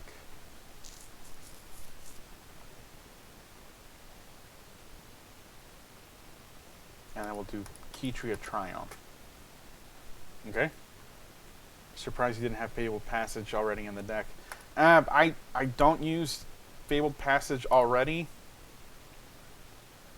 To be fair, I haven't used Fabled Passage a lot in any of my games, right? So, like, at this point, since we're just messing around, I figured, alright, I might as well have it in there because it counts as 2 lands coming into play. Wait. Cancel. That's right, we were supposed to do this. My bad. Yeah, no, I was about to... With this non-competitive deck, start doing a standard. Let's see. Let's do the challenge. Right? Okay. Forget it. I'll go ahead and do this. There we go. Alright. And we'll play that. Opponent has canceled the challenge. Okay. Well, that's just weird. Alright, Cloud Foxes. Good luck. Yeah, I don't know what happened. There we go. This should work this time, hopefully. Cancel challenge. Select deck. Opponent has canceled the challenge. Challenge. This is really weird. I don't know what's going on. I'm making the same face. The same face as you just did. I don't know. Let's wait and see. Let's try to do this. I'll have the stream on listening but not watching. That's fine. Select deck. New deck. Play. There we go. There we go. Alright, we got this.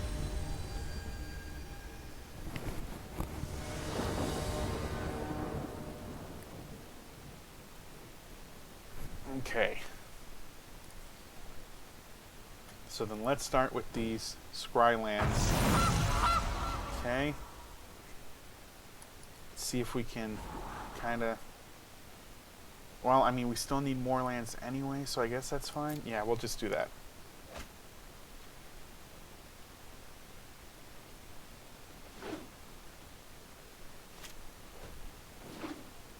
It's really weird not listening to the music right now. Okay, so here's that. We'll do that. All right.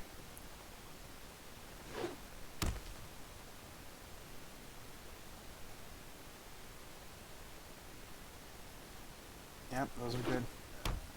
Okay. So for those of you that are just coming on, we are doing Scute Swarm, and we're mutating cards on top of it, and we're abusing. There we go. There we go. That's a good thing to see right there. Okay.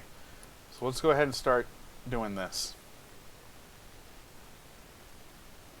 And then I'll cast Vulpikeet on top of Scute Swarm. I think you have the better hand, minus Bleh.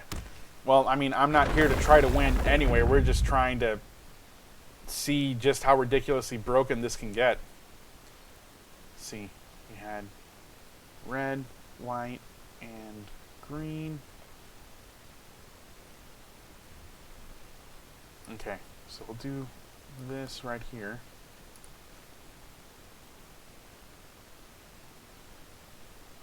Aha, perfect.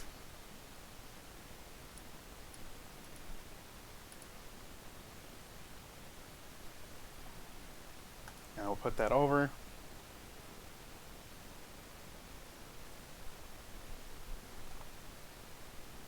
No, no attacks. We just want to get to the good stuff. It'll be really great if Auspicious Starix ends up getting a free Fiery Emancipation or something out.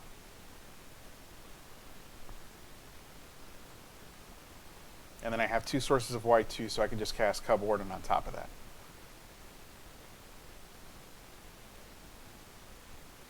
I didn't realize this. I just made this look like I'm playing an Omnath deck.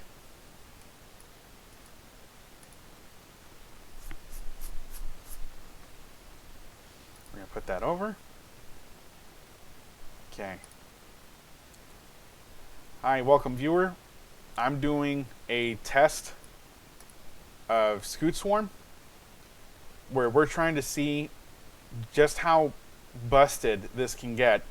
Now, in the last match, we did a trigger where we ended up making like over 1,000 copies of Scute Swarm, but they had creatures mutated on top. I should have added blue. Yeah.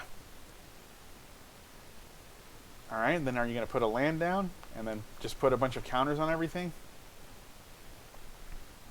And so for this, we added Fiery Emancipation and some more lands into this just so we can get some more landfall triggers happen. And we're trying to see just how ridiculous these triggers can get. And already, like 2 times, we had the game force us into a draw because there were just too many triggers that were happening.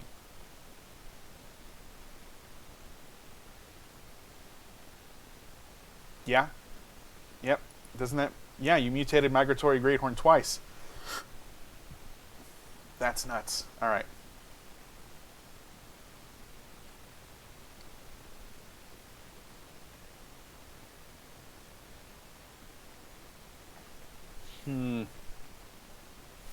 Okay. Yeah, we're going to do this. Crack Fabled Passage because I need to have a 6th land to be able to mutate Auspicious Starix anyway. This might as well be... Wait, I don't have any basic red mountains. Okay. Cool, so that's 2 triggers happening. And now, this is where the really fun stuff starts happening. Okay. And let's see how many lands end up coming out. There's 1 Fiery Emancipation. Okay. And then that's another land.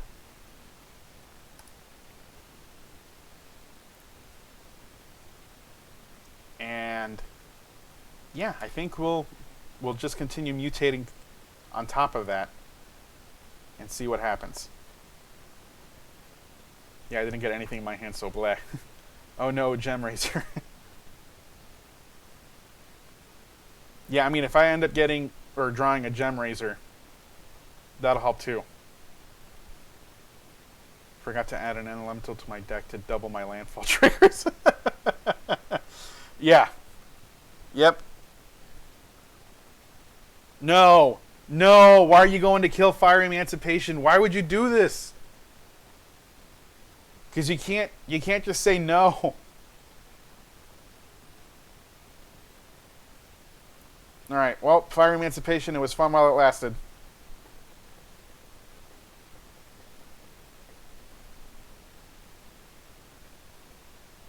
Ah, oh, man, that sucks.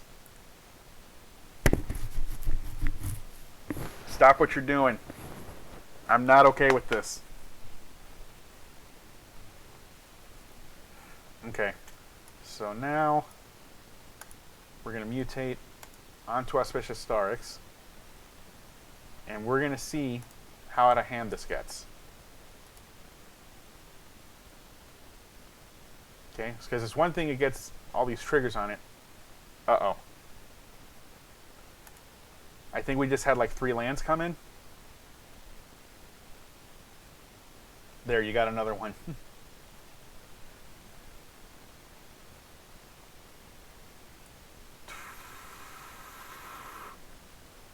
Okay. We will cast this, make it a white land. And then how many triggers does that cost? 24?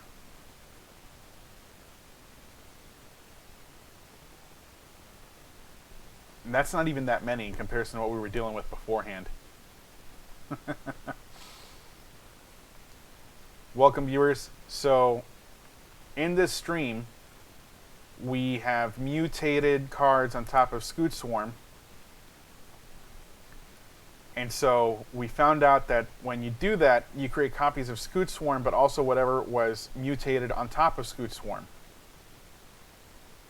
And with Landfall, you're just making ridiculous amounts of copies of Scute Swarm and the mutated cards anyway. So in the previous match before this one, we ended up hitting like 1,260 triggers in one turn. And that was a 45 or 50-minute turn. Please take a different action or the game will end in a draw. Okay. We didn't even hit 1,000 triggers.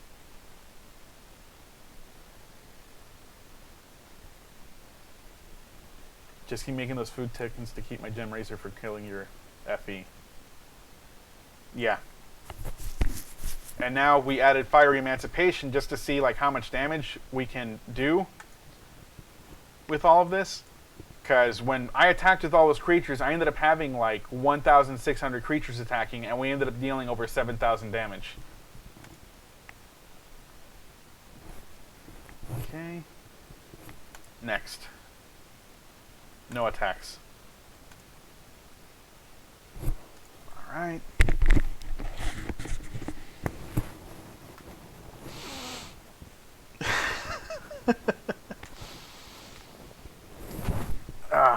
I know you're just making these creatures that are insanely huge. You know what you could do? You should have, I forget the name of the artifact. I think it's the Ozolith. So that way when you start collecting all these counters, you can put them on the Ozolith, and then you can put them on a creature. That'd be a good way to take advantage of all these counters you're creating. Alright, what are we going to draw into? Come on, buddy. Yes, but then that'll help if your creatures die, you at least keep the counters, and then you can put them on something else. Uh-oh. Well, we'll put this down. And then this is going to cause 100 triggers? Almost 100 triggers. Resolve all.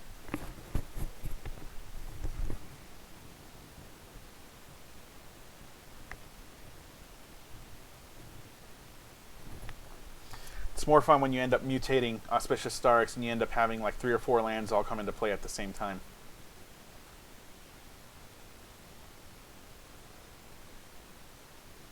And then I have enough red mana to be able to cast another Fiery Emancipation in case I get that. Man, how much damage would 4 Fiery Emancipations end up... This feels like an exploit. Yes, it absolutely does feel. Come on, deck. It only works if the creatures die, yeah.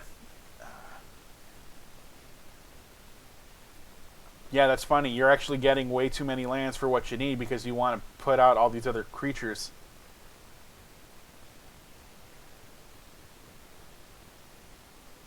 Okay. And we'll just pass the turn. Next.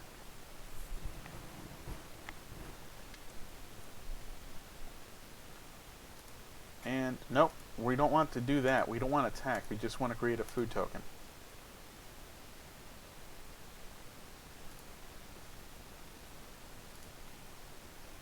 Alright. Let's see what happens next. Or what we draw into. Because if I can at least get something with mutate...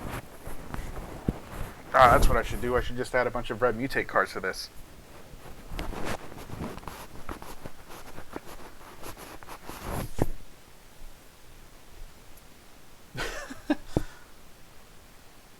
Did you end up not drawing what you needed?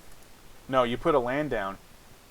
Yeah, it's not like you need more lands. What you need is just stuff to play with.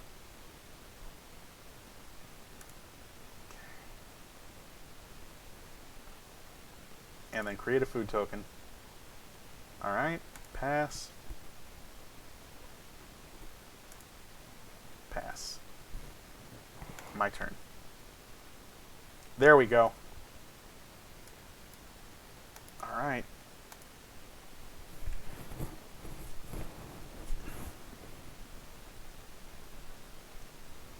I'm gonna put that under it. Sorry, I had a really bad itch in my eye. Good thing I made those food tokens. Yeah. I'll just kill those food tokens since, I mean, you're being cool with me and not killing my fiery emancipation.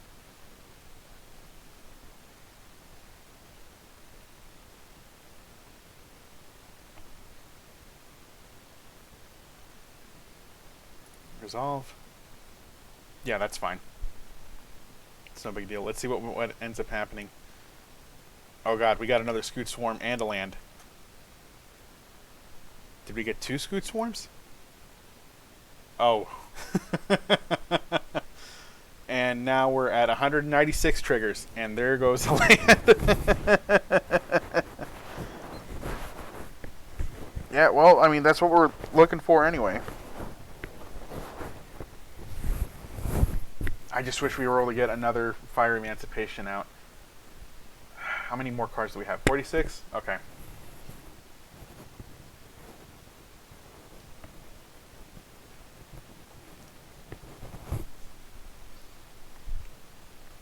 And this is before things start getting dumb.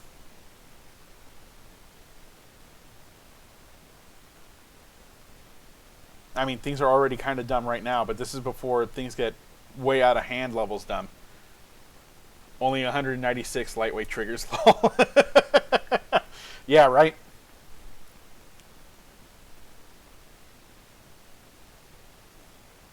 If I had Gilded Goose out... Well, I mean, I wouldn't have been able to see it or click on it because it's underneath all these different triggers. And that sucks.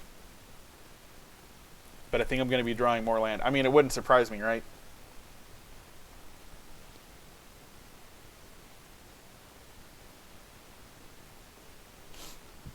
Oh, wow, that's nuts. So I can actually see like where the counters are being made and where it's coming from. So over here, you can see this Cub Warden that's counting down along with this Auspicious Starix. And it's at least able to keep up with it, right? It's kind of going through it quickly. Well, I mean, quickly in comparison to what we were dealing with before.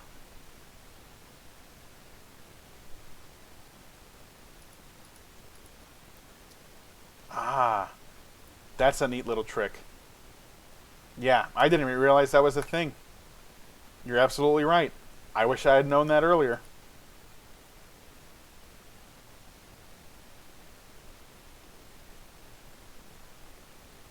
Come on, buddy. Alright. We're in the 40s. Dude, so that would mean that if I play this land, we're going to end up hitting 400 triggers. No, I think I need to keep this land in hand. Just to make sure that the game doesn't force the draw.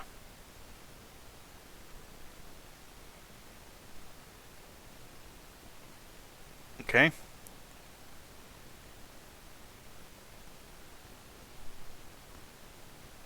All right. Almost done. Sure, we'll do that. Okay. And then we'll just do this. Gain some life. And where are you, Gilded Goose? There we go. We'll create another food token. Next. Next. No attacks.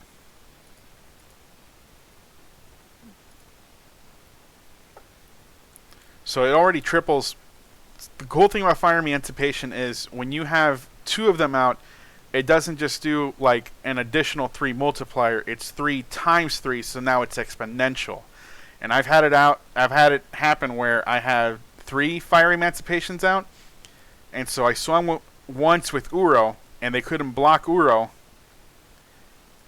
and Uro ended up doing like 81 damage, I think it was, for that one swing, which is stupid.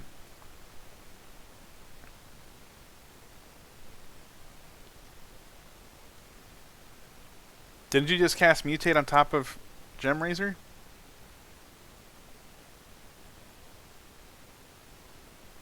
Can you destroy the same enchantment?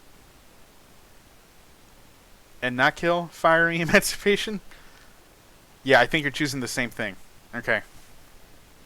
Sweet. Okay, yeah. Destroy the artifact. I don't care.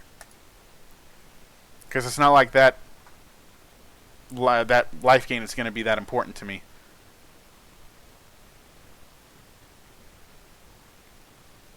Okay. Wait, so you have 28 +1/+1 counters.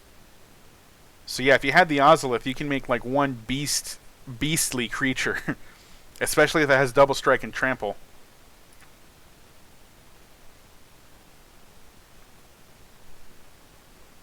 Alright.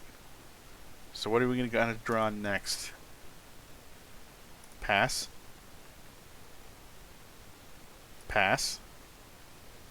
My turn. Okay. Sweet. Okay. So we'll put this down. And then we'll do this. And 400? 400 triggers are going to happen? Yes. 400? Let's see.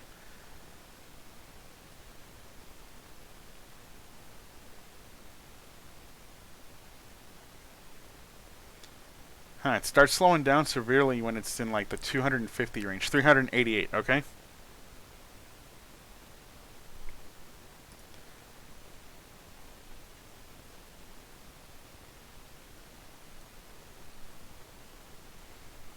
Well, the last one only did like 196 triggers, I think, so the double of that would be 388. So now we're just waiting for all these triggers to go through. And then with another Fiery Emancipation out,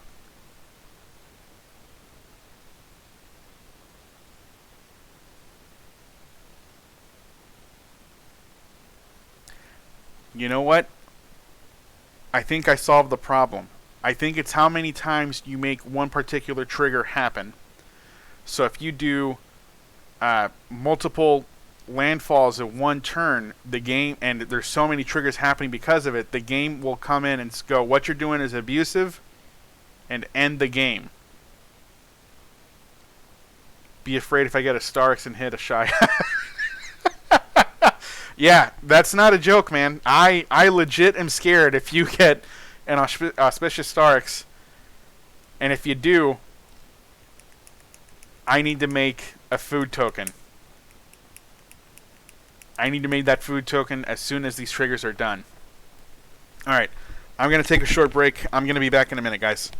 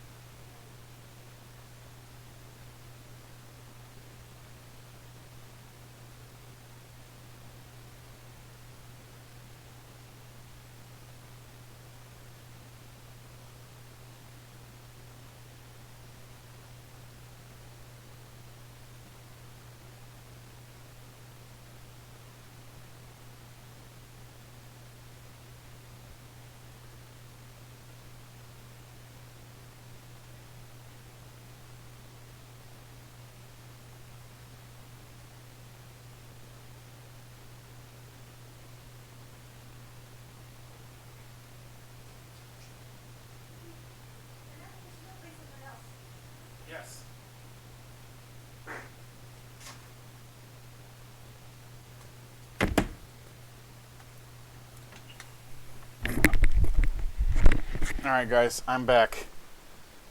Kilapalat, do you actually play with physical cards at all or not anymore?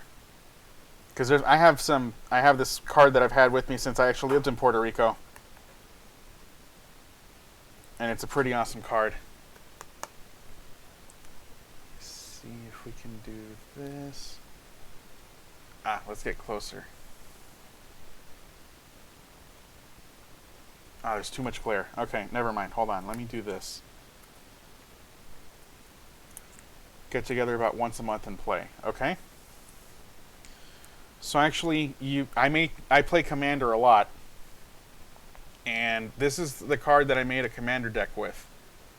Sliver Queen. Tilt the cam down. Okay? Oh no, this one's Sliver Overlord. But I do have Sliver Queen in that deck. And so with this card, I end up having something like 40 slivers in there. And then I also have, it's a red enchantment. And if a creature comes into play and it shares, you can create like one colorless mana for each creature that shares a creature type on it. So with Sliver Queen and that enchantment out, I end up making infinite mana and then just bring out my entire deck. They all have haste. All the slivers end up having haste. And I just overrun the opponent immediately. I have a card combo that can do something like what we're doing. Okay. And let's fix the camera. Alright. Okay, cool. We're at 150 triggers. Alright, so my wife reminded me of another story. This one is a little bit messed up if you're easily offended about mental health. And at the time, this was just meant as a joke and jest, and I wasn't making fun of any one mental disability or mental illness. This was just something that I kind of came up with in the moment. So this was world history. This was 9th grade. And we were supposed to do a report and act like we were a specific person in history and what it was that we were doing. And we were supposed to dress up and make something that and show it to everybody as a way to like kind of show what it was like to live in that moment in time. So I had like some Roman or some Greek soldier that was important, and this was like 9th grade, so I don't remember this. I struggle with mental health, and those are the best jokes. See, that's what I'm talking about. Like the only way to really handle a problem or an issue is to talk about it and make light of it, right? Because at least that way you're creating a conversation. But that's besides the point. So anyway, the day comes by that we're all supposed to start doing this, and I completely forgot about it. I didn't do any research on my person at all. I didn't bring anything with me. But the teacher was talking about it, and everyone was supposed to get started, and I was like the second or third person in. And when the teacher asked for a volunteer to go next, I said, hey, I'll go next right now. And the teacher looked at me and said, are you sure you want to go next? Because you told me you didn't you didn't study for this at all. You didn't practice it. So I said, no, don't worry about it. I got this. Just let me do my thing. So I go up to the front, and I tell everybody, hey, I need to admit to you, I need to tell you guys something, and it's kind of important, and this isn't a joke. I am mentally sick. I suffer from schizophrenia, and my other personality is so-and-so Roman Greek general. So I ended up doing something where I had my eyes go to the back of my head, slammed my head into the podium that we put in the front of the class, and shook the podium a little bit, came back up, took a deep breath.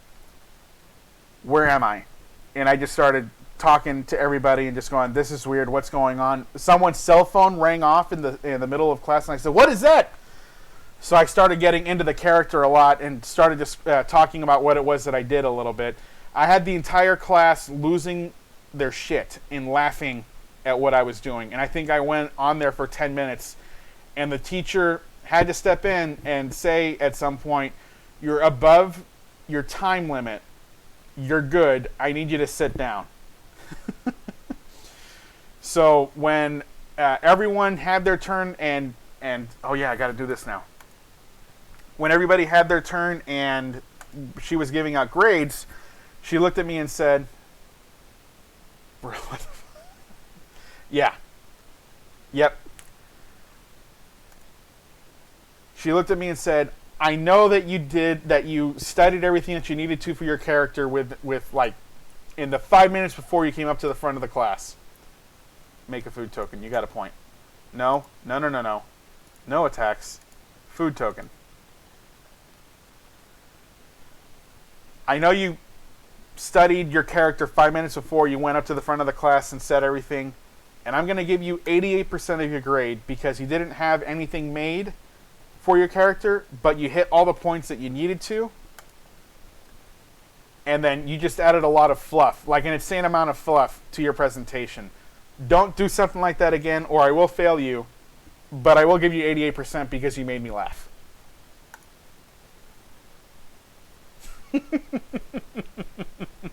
Yeah, Cloud Foxes, I know. That wasn't exactly like the nicest thing to do, but at the same time, like I got an 88% on it. And I think part of the inspiration for that came from me, myself, and Irene, because I had seen that movie. And I thought to myself, well, I'll just take like a little bit of this and then add it to whatever it is that I'm going to talk about.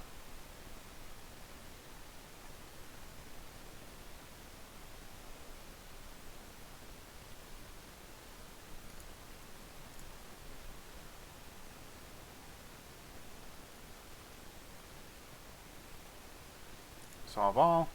Okay. Yeah, I don't... I mean, I don't know what to tell you, dude. Because that was funny back then. And this was like 2002, I think. Or 2003. And I thought it was funny. All my classmates thought it was funny. And for the rest of the year, my friends were calling me a schizophrenic asshole.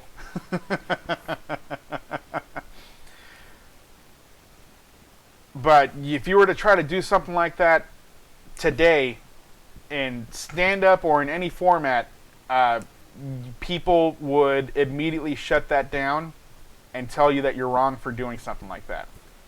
And on the one hand, I get it and I understand where they're coming from because we need to be sensitive to other people's issues because we don't know what their struggles are.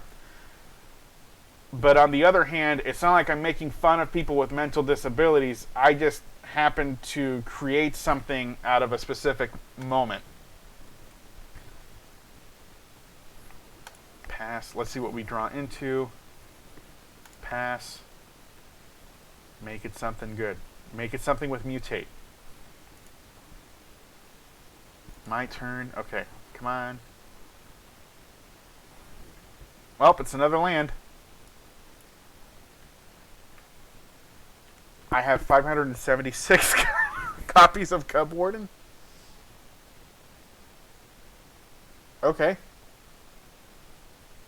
Well, I think that's what happens when you end up having like 2 Cub Wardens while you're super supported with my anxiety. Yeah. Yeah, I know. But I think the other problem with that is like I've said some really messed up stuff before. So I figured I have some atoning to do and hopefully like with you that's going to help me atone for a lot.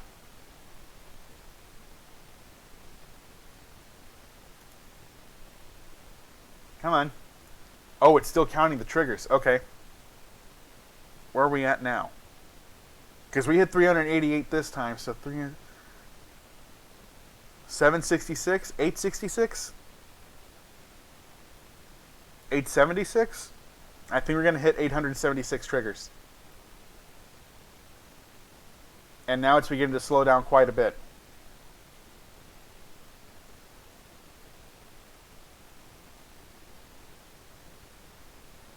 Uh-oh.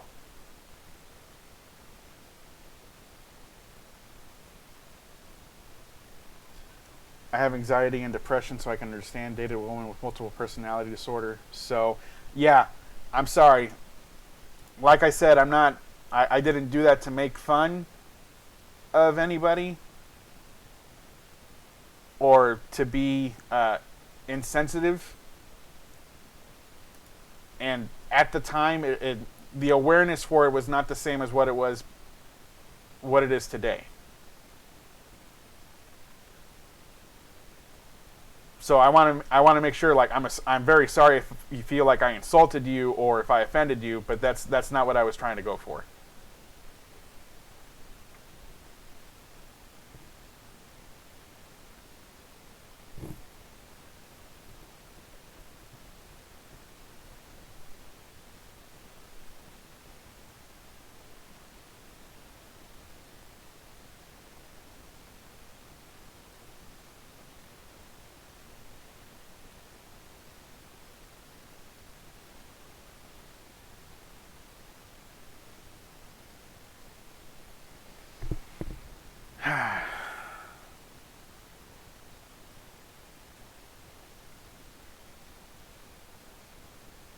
Well, I mean, this isn't 1,200 triggers, but apparently 774 triggers still makes it go super slowly.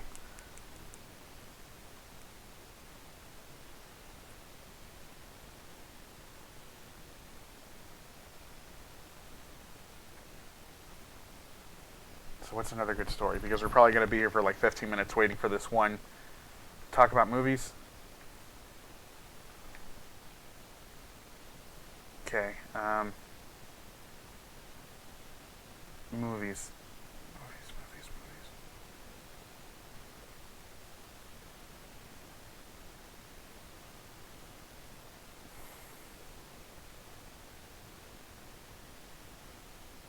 Yeah, I've got stuff, but I'm not going to be pissy if people make jokes.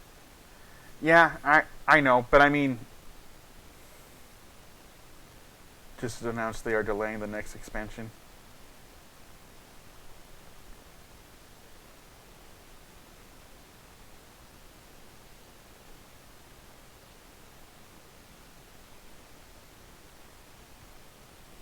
Why are they delaying the next expansion?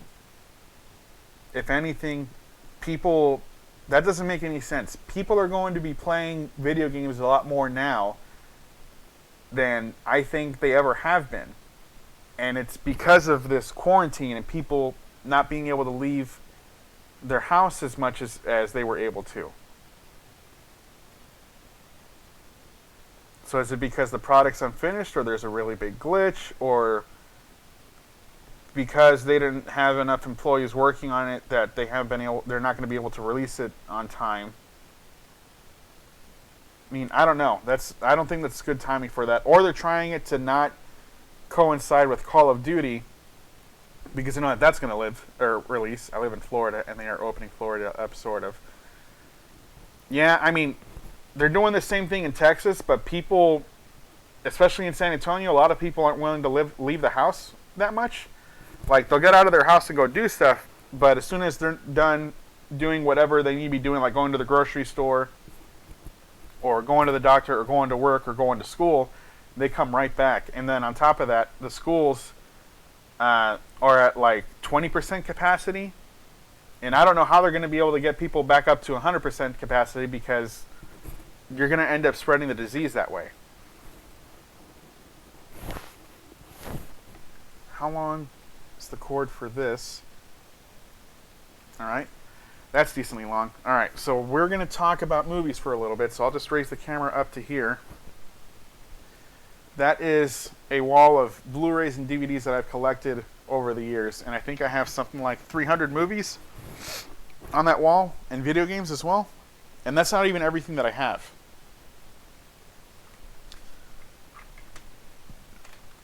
So that's definitely, and this has been a collection that's been worked on since I was like 14 or 15, I think. Yeah, no, I've definitely bought a lot of Blu-rays and Steelbooks. Steelbooks is my favorite way to purchase a movie. If I can get something on Steelbook, I tend to go for that immediately, and I think half the Marvel films I have are on Steelbook. And then I have The Dark Knight, Batman Begins, and Dark Knight Rises all on Steelbook as well. He has boxes and boxes of VHS cassettes. That's insane. Yeah, VHS cassettes take up a lot of space. It's ridiculous. I'm so glad that DVDs became a thing and then Blu-rays, because with the Blu-ray box, it's at least smaller than what a DVD box was, and DVD is easily like a quarter of the size of a VHS cassette anyway.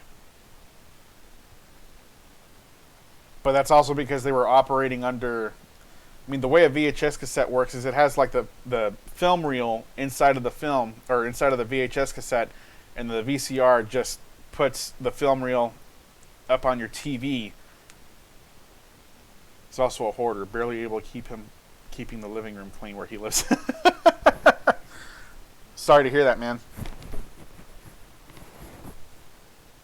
Okay, I think if I drop or put down one more land, we'll end up hitting a 1500 count trigger,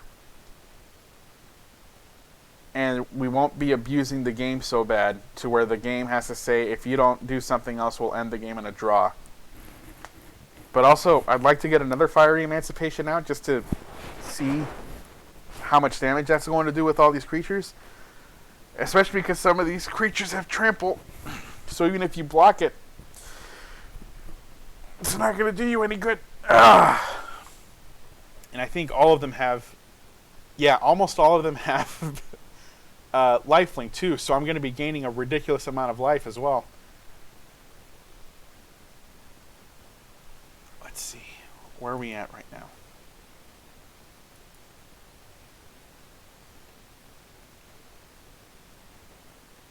$108.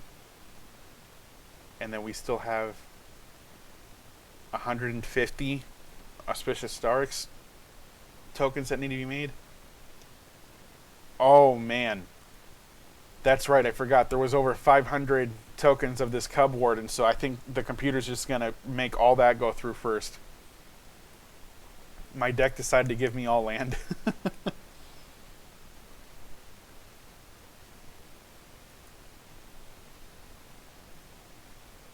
Alright, what would be you guys' top 5 favorite movies? And while we wait for your response, I'm going to have to say Empire Strikes Back for me, Gladiator, Shawshank Redemption, Lord of the Rings, The Fellowship of the Ring is my favorite of the 3, although all 3 of them are really good. And...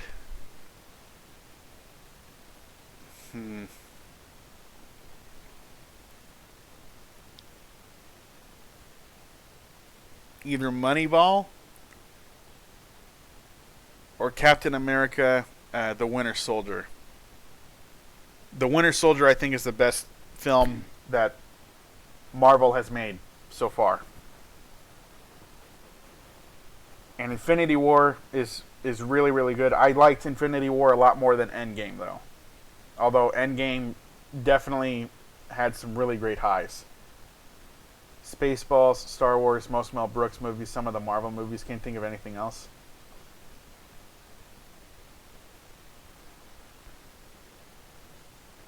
I'm probably going to have to... Well, I mean, Dark Knight and Dark Knight Rises are definitely up there, and I have a tough time trying to pick between the two which one.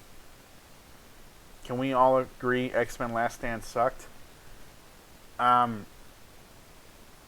If we're going to talk about a bad X-Men film, I think Apocalypse is worse than Last Stand. Because although Last Stand wasn't great, I thought I enjoyed it. I didn't think it was better than X2. I thought X2, X-Men United, was the best of the original trilogy. I haven't seen Phoenix. Well, I didn't see the new Phoenix that came out. And then I didn't see the new Mutants that came out as well either. I think after Apocalypse, I was like, I don't think they're going to be able to make the films any good anymore. Days of Future Past was awesome. And I think if I had to pick one X-Men film above all the other ones, Days of Future Past was probably the best one that they've ever made. just because that storyline is really, really good. It's really hard to mess up that storyline if you're still working within the same framework of the story. Worst movie, Fantastic Four. Yeah, I think I noticed your spelling. Fantastic Four, that was the new remake that came out, and that remake was trash. I never bothered watching it. X-Men Last Stand. Spider-Man 3 was... If they took out that emo Spider-Man dancing sequence, I think the movie would have at least been okay. Dragon Ball Evolution is absolutely terrible. The Last Airbender, I saw that for like 5 minutes. I saw that for 5 minutes on Netflix and said to myself, oh, this is what everybody was talking about. Okay, cool. I'm going to quit while I'm ahead and we're just going to move on. Because it was that bad. Best James Bond movie. And that one's going to be tough because I have a soft spot for GoldenEye. Just because when that came out, I was like 11 or 12. I'll never forget Dragon Ball Evolution's Uzaru. And never forgive them for that. I didn't see it. I looked at the poster, and as soon as I saw the poster, I was like, there's no way they're going to make this any good. Also, what storyline are they going to be talking about in the movie? There's no way that they could wrap up like 900 minutes into one 120-minute film. It's bad. All right. Avatar: The Last Airbender or Dragon Ball Evolution? Which one would you say is the worst of the two? Because if it's as bad as you say it is, I'm willing to bet that's a really hard choice to make. Dragon Ball Evolution was the worst film of the two by a mile. Okay. Anyway, James Bond movie. GoldenEye for me is probably my favorite James Bond movie, but I was 11 when that came out, and then on top of that, to watch the movie GoldenEye and then get GoldenEye the video game, I was blown away. I'd rather sit through Last Airbender before Dragon Ball Evolution. Okay. Isn't Last Airbender like a 2.5 hour movie? Or do they shorten it down to 2 hours just to keep it within, I guess, family time, or within like a reasonable time frame for families to watch? 2.5 hours? That's nuts. So you'd rather watch the longer movie and deal with the longer movie than watch Dragon Ball Evolution, because that's just how bad the movie is. That's insane. That's insane. But if I were to argue like what's the best James Bond film that's been made, Skyfall would probably have to be the best movie that they've made. Just because the story's really good, Daniel Craig acted phenomenally in it. And then what would be the... I didn't see all of them either. Like, I don't think I've seen any of the Roger Moore James Bond movies. I saw GoldenEye, I saw Tomorrow Never Dies, and then I saw The World Is Not Enough. And then after The World is Not Enough, I was like, there's no way that they're going to be able to make this any good. Like, Tomorrow Never Dies was good, but not as good as GoldenEye. And then World Is Not Enough was forgettable at best. And then the next one was Diamonds Are Forever, or Diamonds Never Die, or I don't remember. But I didn't even bother watching that one. It's slowing more. Yeah, I know. Oh, it's slowing a lot more. I don't know what to tell you, bud. We're just trying to see like how bad the damage is going to be with all these fiery emancipations. And I know that it's slowing down a lot. What you got here? You only got the one Keith Nandatha triome? Yeah. And then you find lands you control every basic land type in addition to their other types. Okay.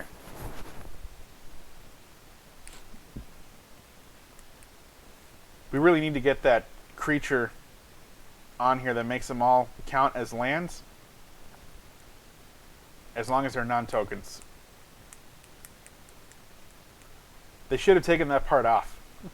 Tell the new peeps what's happening. Oh, okay.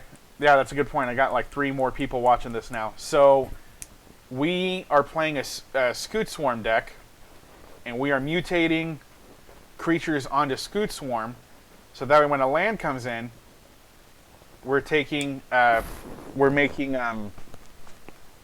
copies of Scute Swarm that have been mutated. So then this is how we're making like all these different copies of Auspicious Starix and Cub Warden, and then I have some more Scute Swarms on here, and now we're just trying to see like how much damage we can do if we keep the triggers going, and then have Fiery Emancipation out on the field, just to see like how much damage can be done. So I put a full playset of Fiery Emancipation, and then we still have another 40 cards left in the deck. So we'll just have to wait and see what we come into. And then like 2 or 3 matches ago, I ended up having like 2 Auspicious Starixes mutated on top of a Scute Swarm. So it gets dumb when you have Auspicious Starix triggers happening twice, and then for each one of those triggers, it's bringing out 6 permanents onto the field. And then on this Auspicious Starix, we've got a Scute Swarm that was mutated by Migratory Greathorn, followed by Cub Warden, followed by Gem Razor, followed by Auspicious Starix. And so that's why we have like all these ridiculous... Let me move this out of the way. We have this amount of creatures happening, and then we still have like 300 more triggers left to go before we finish this. And that's just to finish this one creature. That's not even counting like all these other triggers that we have happening. And this happens every time a land comes into play. So, I mean, if we're playing a Fabled Passage, that's going to count. That's going to hit twice.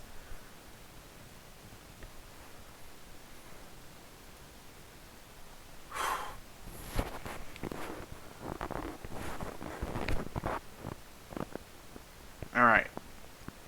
Favorite video game. Sorry. We're going to do top 10 favorite video games. And since we're doing a top 10, we're going to include any and all video games. It doesn't matter. Why do I feel like they made Scute Swarm just for this? I don't think they had this in mind when they were play testing Zendikar Rising. But this is a neat little trick. Super Metroid is definitely going to be up there. Final Fantasy X over 7, and people say that I'm nuts for this, but I like the storyline for 10 more than I like the storyline for 7. GoldenEye, Super Mario 64.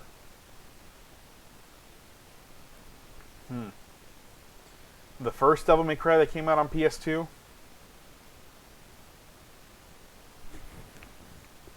The Mass Effect games.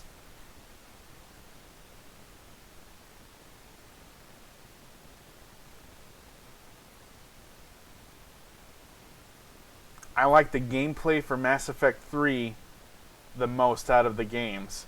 Even though that ending just really screwed like the whole series, in my opinion.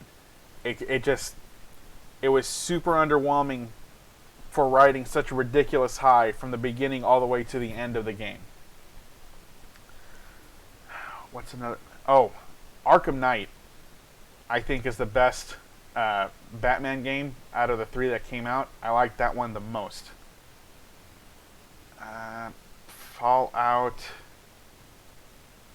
Fallout 3 is outrageously good.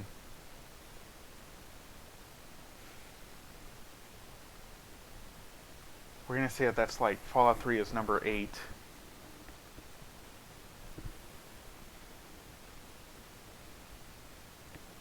Legend of Zelda Ocarina of Time.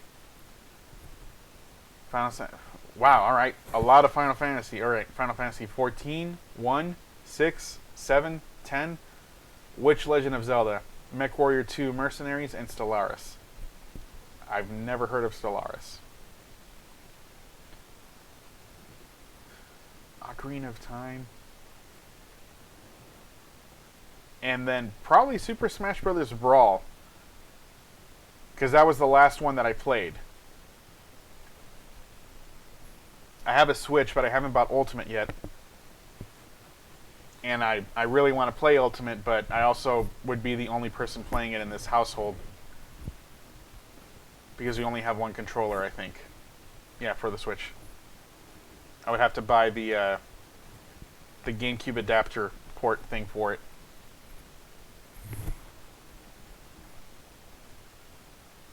You know what? Serious question. Should I try to bring out another land and create those triggers happening again? Stellaris isn't 8X, I think is the right term. Game that deals with building space empires to do different things in a galaxy. Okay. Wait a second. I didn't even put StarCraft in there. StarCraft has to be on that list. Has heavy mod support on Steam. Yeah, it wouldn't surprise me.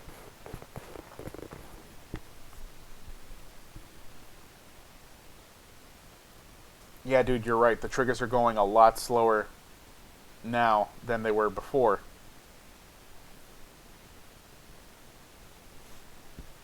Do you prefer StarCraft 1 or StarCraft 2? Because I played a lot of StarCraft 2. I like both of them, but I think StarCraft 2 with the new user interface makes it a lot easier and more accessible to for people to play with. And then on top of that, you can click on all of your units at once instead of having to make hotkey groups for only up to 12 units at once. So for me, that makes a really, really big difference. I prefer StarCraft 1, but it's because I don't have the funds for all of StarCraft 2. Though at least they gave StarCraft 2 base game for free. Yeah. Yeah, I could see that. Oh, and honorable mentions, Warcraft 3 and Command and Conquer. Although, to be fair, if you were to, for $60 to get all three StarCraft 2 games, with the amount of content you're purchasing, that's a really good value. Command and Conquer Red Alert, such great cutscenes. I never played Red Alert, actually. Now that I think about it, I never played any of the Command and Conquer games. For those of you that have just popped in, Kalapalath, Command and Conquer General 0 hours. 0 hour, okay? For those of you guys that just popped in, we are using and abusing Scute Swarm. We mutated creatures on top of Scute Swarm, and now, because of that, whenever you play a land, you're creating copies of Scute Swarm that has been mutated. So that's why you have like all these different triggers happening right now. So anytime I put a land down, if I put a land down next turn as an example, we're going to be hitting... We did 774 triggers this time. We'll be hitting something like 1,500 triggers for that. StarCraft 2 like the UI too. Yeah, well, I mean, it just simplifies a lot of the processes so that way you don't have to hit 500 actions per minute just to be good at the game or halfway decent at it, right? Like, it helps if you do, but for a lot of people, they're just clicking just to keep their APM high, and that's it. And not actually doing like any commands of importance.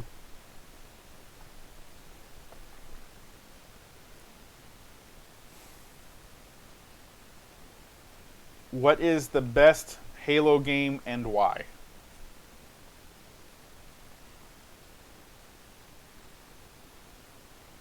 And for me, I'm going to have to say that Halo 1 has the best campaign. You don't like Halo.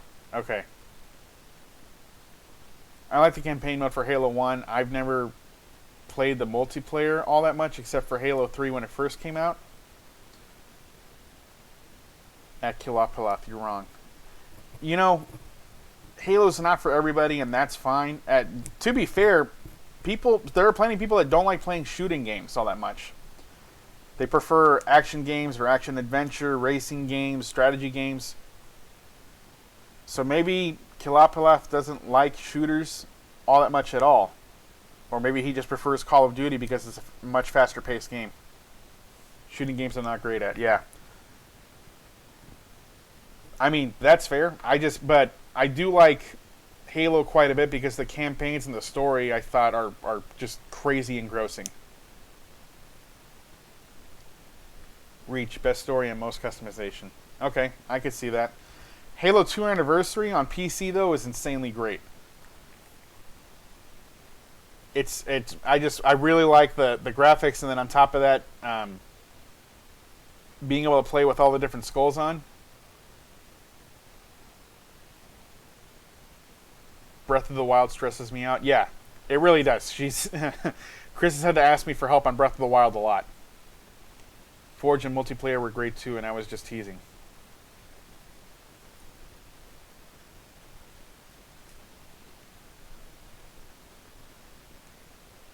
You guys ever play any of the Gears of War games? Because I like the story mode or the campaign for Gears of War 3 the most out of the three. Never played. Yeah, I mean it's a shooter, so you're not going to dig it. I'm guessing you don't really like the Resident Evil games either. How could I forget Resident Evil? All right, yeah, that's another series that I thoroughly enjoy. I don't have any consoles. Well, I still have my PS2. Okay, so I have a 64 that I've had since I was like 11. I have a PS2, GameCube, Xbox 360, PS4, Nintendo 3DS. I have a Wii at my parents' house, but I didn't really play the Wii all that much except for Super Smash Bros. Brawl. And let me see here. And then I have my PC. I bought my wife a Switch. I have a Game Boy Advance. So that's 10 different systems? Yes. That's 10 different systems. Xbox Series X, or PS5.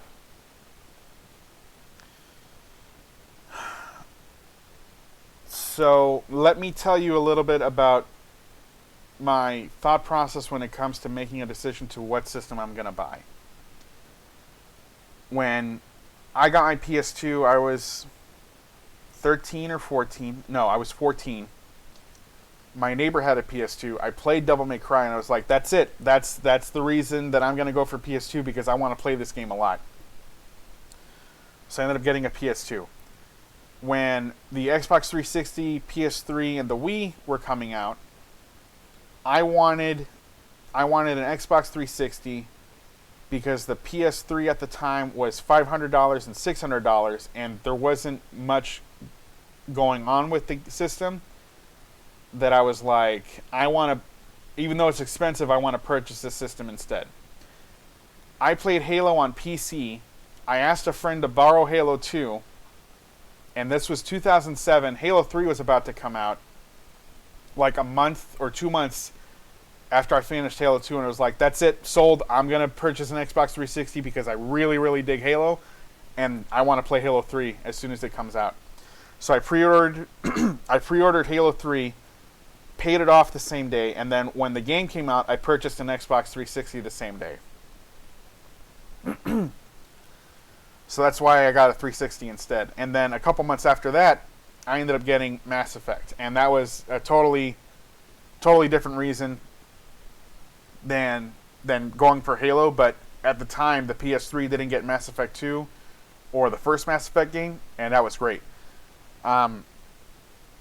When Xbox One and PS4 were coming out, I waited to see what was going to be happening with the systems, and with Microsoft ending up having to retread a lot of the promises that they were making with the with the Kinect, and changing their social planning and social media planning, and taking back that the system was going to be like an all-in-one console receiver TV kind of deal. I just felt like they were kind of saying stuff to appease their fan base, and I thought everything that they were doing with the system was a good idea. But after them having to take all those, scale back all those different capabilities for the system, I felt it was a better bet to go for a PS4. So that's why I have a PS4. So as far as Series S, X, or PS5, I'm going to wait and see, because I have a really, really good PC that can play almost anything out on the market right now without a problem. Even though it's got a 1070 on there and that's a few years old now, I can still play anything without a problem and still almost have max settings in place. Look at that, guys. We're at 73 triggers now, although it's still going really slow. Yeah, I had a lot of PS2 games. PS2 had a lot of just incredibly fantastic games. And also Grand Theft Auto at the time was groundbreaking. Hey guys, welcome to the stream.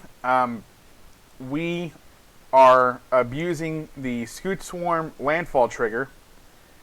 If you mutate something on top of Scute Swarm, you create copies of whatever Scute Swarm is mutated into, and it keeps all those abilities.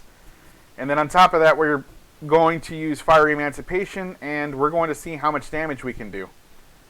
I wish there would be a new Grand Theft Auto. Yeah. I mean, Grand Theft Auto 5, since its release, has stayed in the top 10, and I think Rockstar has said that they made like $6 billion in sales off of that one game alone, which is nuts. I mean, it's insanely nuts. I don't think there's ever been a game that made that much money by itself in sales. There have been properties that, if you add all the different games added together, have passed $1 billion, $2 billion, and $3 billion. But for a single game to do $6 billion in sales is ridiculous. Did you ever finish the campaign mode on Grand Theft Auto 5 at all? Because the storyline for Grand Theft Auto 5 is nuts. I haven't touched any of the multiplayer for it because I feel like I would get sucked into it. But now that I'm streaming, what are we doing? What's going on? Why are we stuck at 38?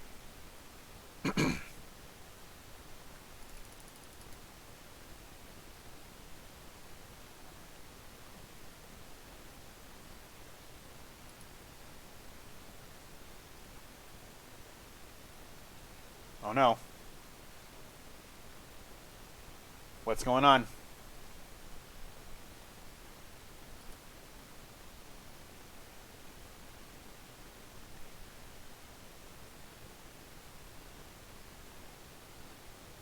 Oh, your game crashed. Okay.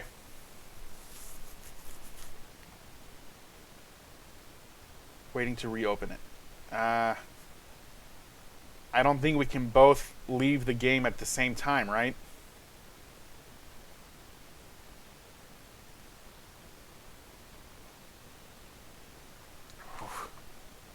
Alright, here's to hoping that it continues. No, stay there. Yeah, I'm staying on here. Man, I can't just leave it to get some water either. Maybe I could? I don't know.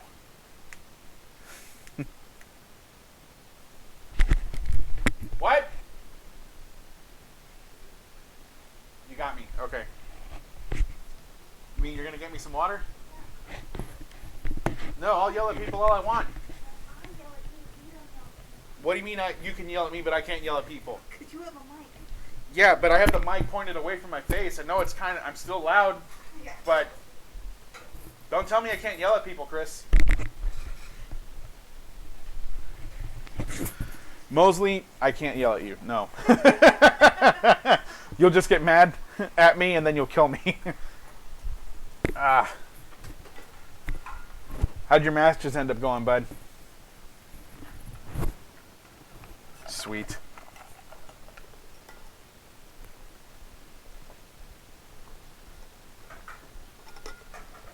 Hopefully we'll get lucky. And if he comes back... Any luck yet?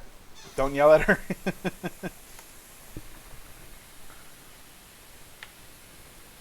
he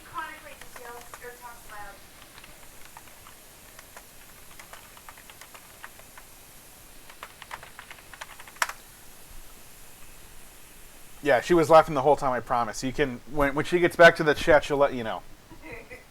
Like, I could put her on webcam right now and you could see a smile on her face.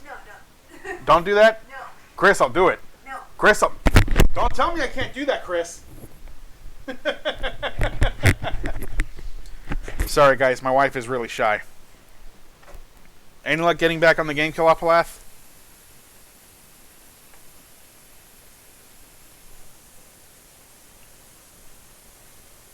You're back. I see you doing stuff. You must be back on. All right. Are we just stuck?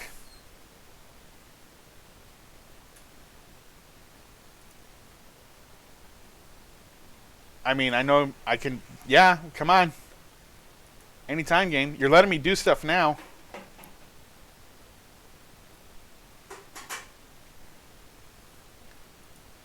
But it's not moving through with any of the triggers. Alright. Should I close the application and reopen it?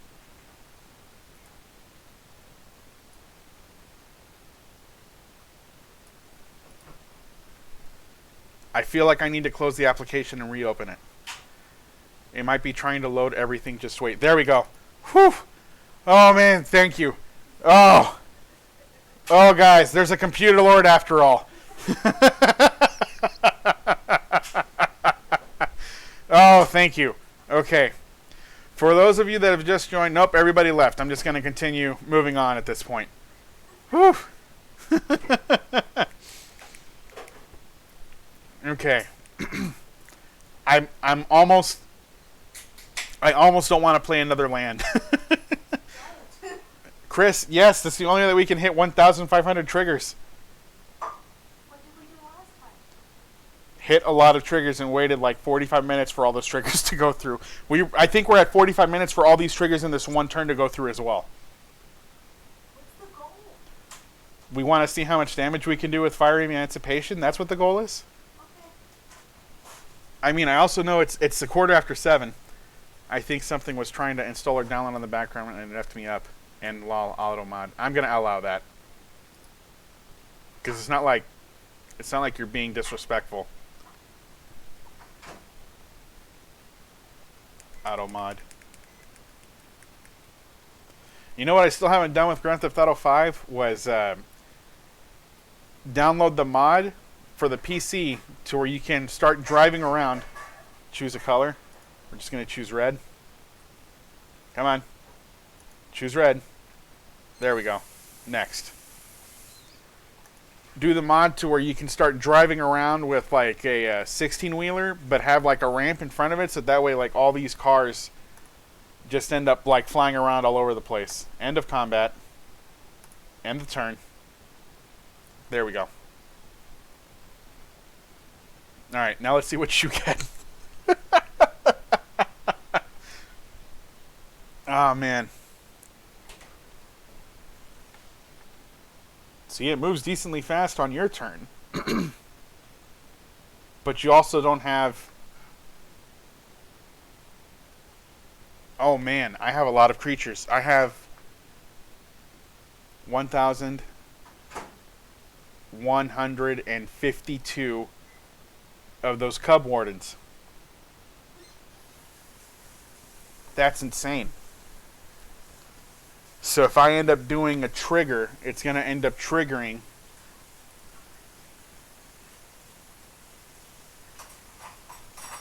Let's just say that's another 100. So 1,250, 1,350,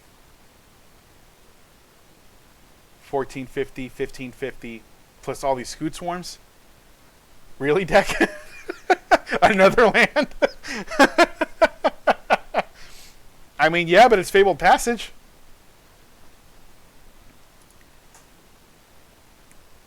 Another land. I'm sorry, man.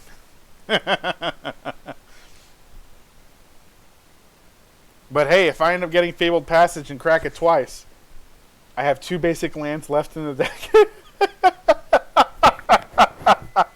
So literally, you got all of your lands, and then the rest of your deck is your cards. That's nuts. That's absolutely nuts.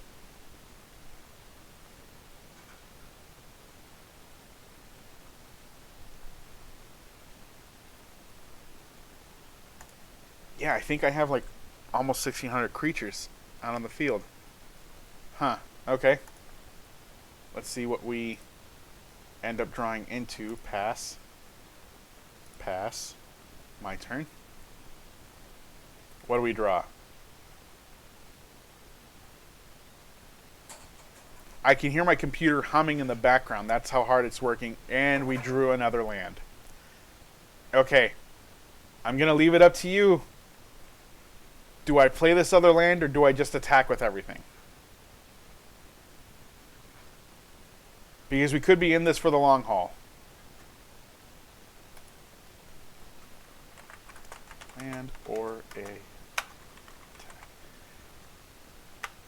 Alright. So then, should I play the land? Don't play the land. Okay. Okay. He wants to use his computer tomorrow. Yeah. I mean, that's where we're at. Don't play the land. There's going to be a point where I'm just going to play a land, and that's going to take like 2 hours to go through. End of combat, end of turn. Okay, I gave you the turn. Let's wait and see if I get a star. 'Cause if I don't, kill me. Oh, that's nuts. Oh, man.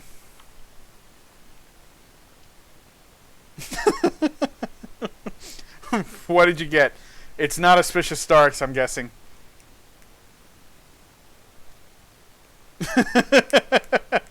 Serious?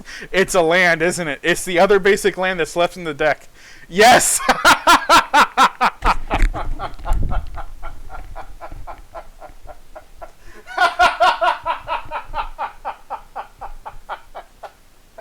What? How does this happen? How is it that you draw another land when you've had all these other cards that you could... Dude, I'm so sorry. The only basic land left is a forest. And if I give you another turn, that'll probably be what you draw again.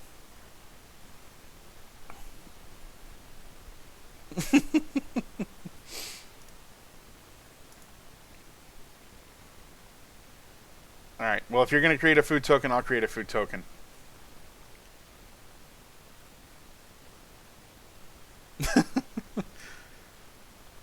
Shuffler's fine.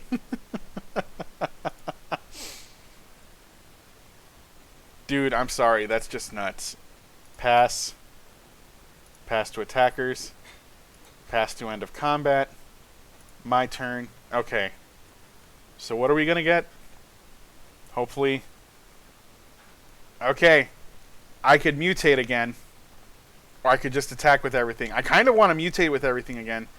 I think there are still 8 or so non-basic lands still left. Attacker, this game will never end. I mean, I know. What all is on this card? Let's see. Mutations. Scute Swarm, Vulpikeek, Cub Warden, Jeb Racer. Aha. Okay. Are you cool with me mutating? Because we're going to end up doing this for like another 40 minutes or so. Yeah, I'd say attack. Because if you do that mutate, it'll make the game last forever. Okay, but I could get so many triggers right now. We'd be here for 2 hours. Okay. Jonathan Banana? Okay. Alright, well, I guess we'll attack and we'll just see how much damage we're going to do. Because, yeah, this one match has already lasted at least an hour. Alright. Resolve. Next.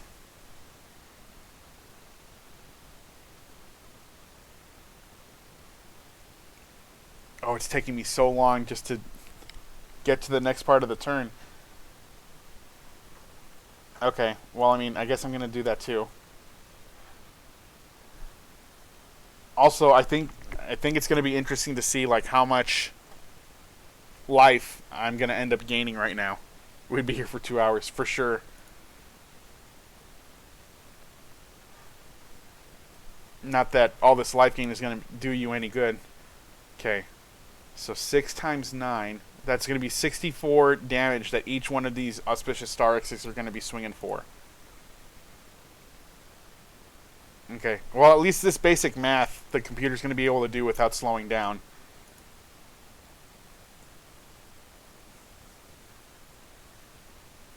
Come on. I know it's a lot of creatures, but come on.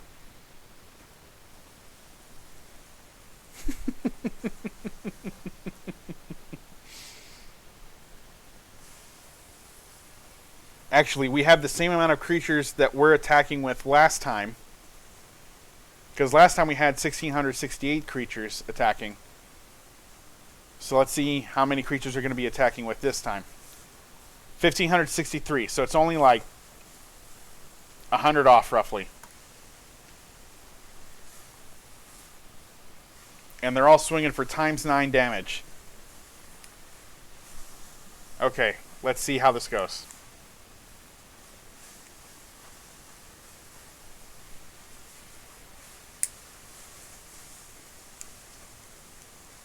Come on, buddy. Yeah, I'm waiting too. I clicked attack.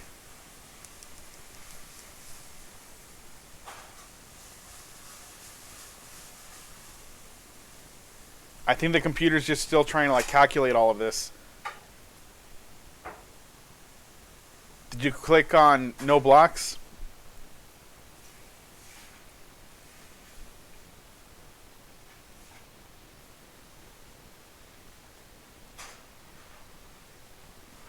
Alright. The game froze, but I can still move my mouse. Give it a minute.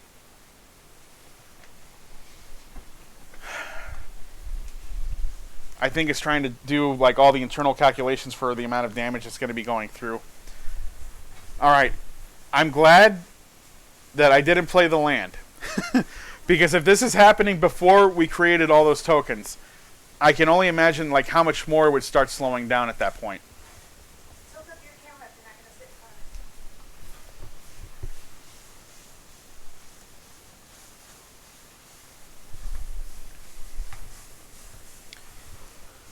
of it. It's still... There we go. Alright, next to blockers. And then I think we're going to wait like 2 minutes for this option to go through too.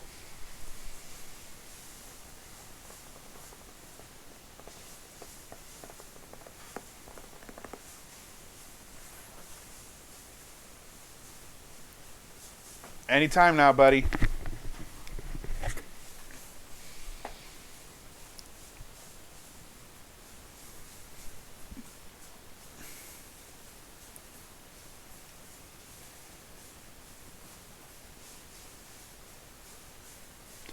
Also, when I say anytime now, buddy, I'm talking to the computer. I'm not talking to you. My bad. I hope you don't feel like I was trying to talk smack about you. I'm saying, like, hurry up, computer. There are no blocks declared. Game froze.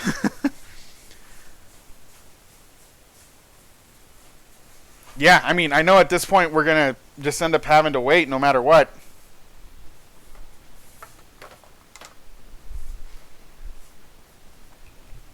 Man, that's a nice monitor. There we go. Next to damage. And this is going to take like 2 to 3 minutes as well, guys.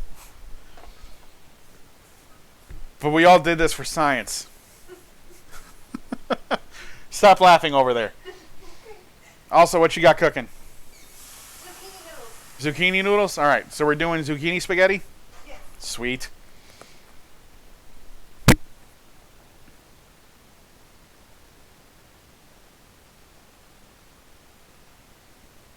Sorry, we just want to see how much damage is going to go through here. Also, Kilapalath, I'm sorry that you ended up drawing lands. Just lands over and over and over and over again.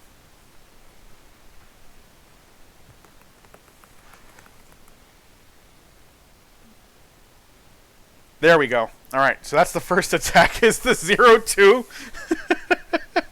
Gilded Goose. Okay. And then the next attack is going to take 3 minutes to load too.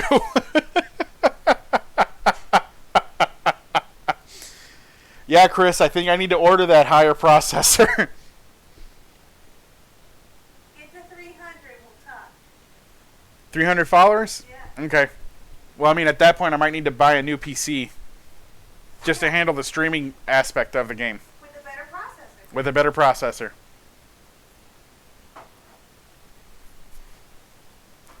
Come on, man. Anytime now. Are we doing this?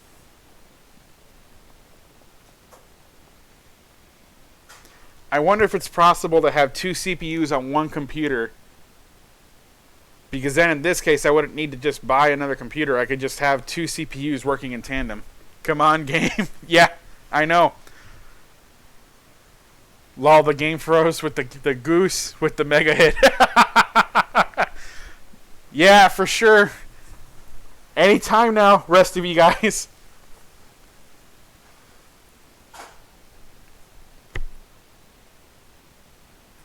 I wonder if my CPU is at capacity. They can't be at capacity. This is not exactly simple math. Hit me with the damage. It's also an online game. So the server could be at capacity. Well, then maybe I need to talk to Wizards of the Coast and tell them to upgrade their servers quite a bit if I don't lose my balance and hurt my head first. If they don't ban you. Yeah, if they don't ban me either, because I got a mouth on me. And you've been posting on Twitter all day. Yes. We just want to see how much damage this is going to cause, guys. This shouldn't be that complicated.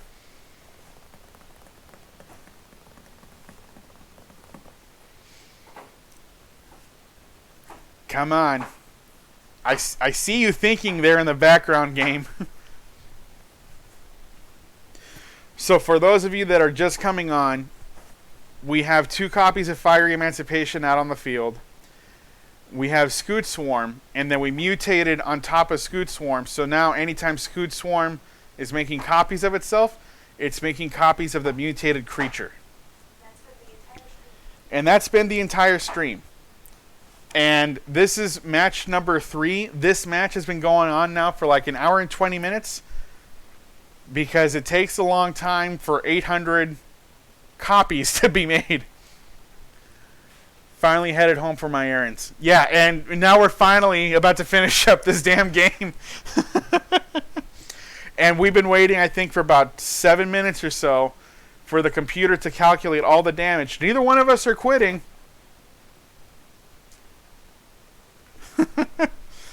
That's just insane. Come on. We had our 0-2 Gilded Goose attack for a grand total of 0 damage. Just waiting for the game to give us our damage number. That's really all we're waiting on. That is literally all we're waiting on, man. Tell them about the last game, Sam. The last game when we attacked with all those creatures, Cloud Foxes, I don't know if you saw, it ended up doing over 7,000 damage once everything was said and done. And that was without Fire Emancipation being on the field. So we just want to see what this is going to look like. That's it. This shouldn't be that complicated.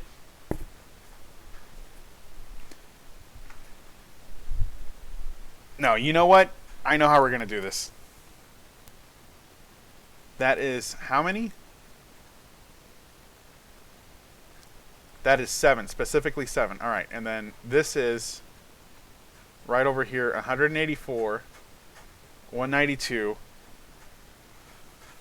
want to calculate? I'm gonna use my phone's calculator. That's what we're gonna do here. Because this is taking way too long. Okay. So 192 plus 184 plus 7.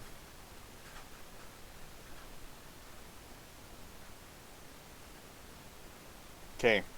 Now that multiplied by 6 damage times the 9 multiplier plus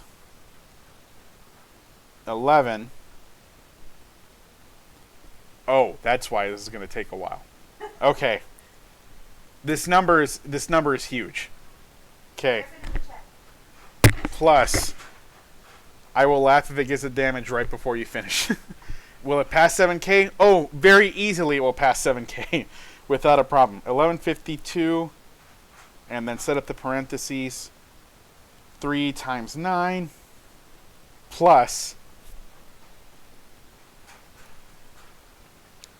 2, 1 times 9 You're getting all hidden figures over here. plus 12, 1 times 9 plus 8, 1 times 9 plus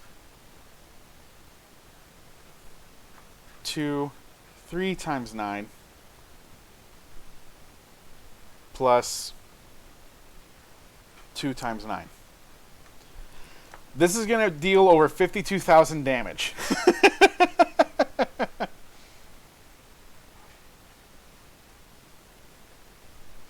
Yes, breaking games is fun. It absolutely is fun. If, we can get this game to just calculate all the damage. It shouldn't take this long to just calculate it. I don't understand why the game is taking so long to just do the attack. It's mad at you. I mean, that doesn't surprise me. A lot of things can be mad at me. So let me show you.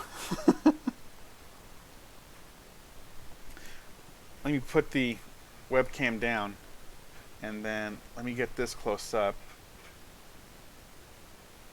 So that's a calculation. Can you guys see the calculation? Just a little more than last round? No. Veering off. There we go. And then it's clearing up, and let's move this up a little bit. And then this way the calculation. Yeah. That was all the math that I had to do, and then the phone turns off right when I finally get it centered. Okay. Right around here. Yeah. And then we'll just get a little bit closer up. That's the math for it. 52,067 damage if it ever decides to attack. Yeah, at this point I think we've been waiting like 15 minutes just for the attack damage to go through. Are we going to have to wait like 45 minutes like we did for all the triggers?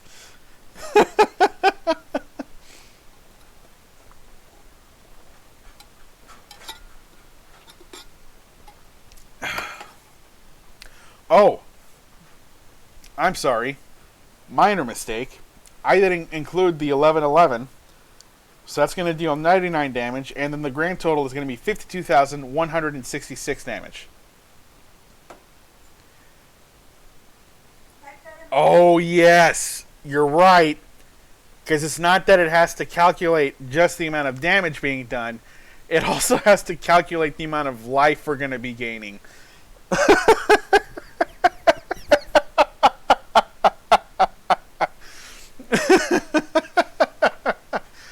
Okay. All right. I mean, sure, that's fine, whatever. Ah.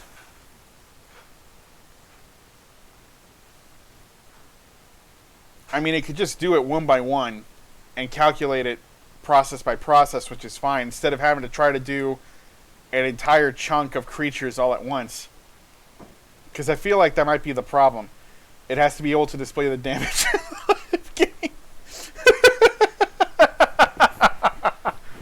Okay.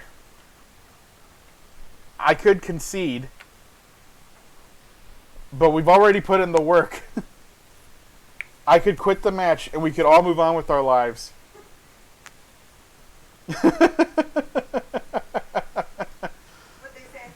I don't know. No one said anything about that statement yet. But I'm also feeling like the game knows that you're trying to break it, so it makes it take forever.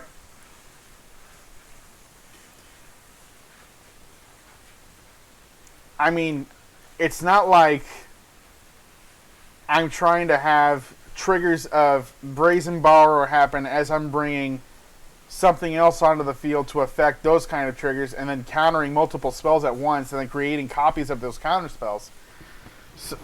So if it can do that without a problem, I don't understand why it's taking forever to just calculate the damage that 1,500 creatures are going to be doing. I mean, I say that and then I start laughing because that whole entire scenario is ridiculous. Is having over 1,500 creatures attacking at once.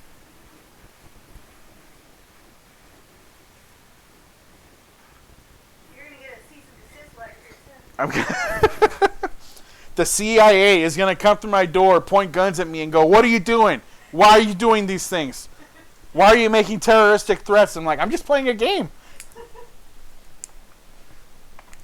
There's over 1,500 plus creatures, plus the damage having been multiplied by 2 fiery anticipations, plus the lifelink. This is what kids are going to learn in science class. It's how to break computers.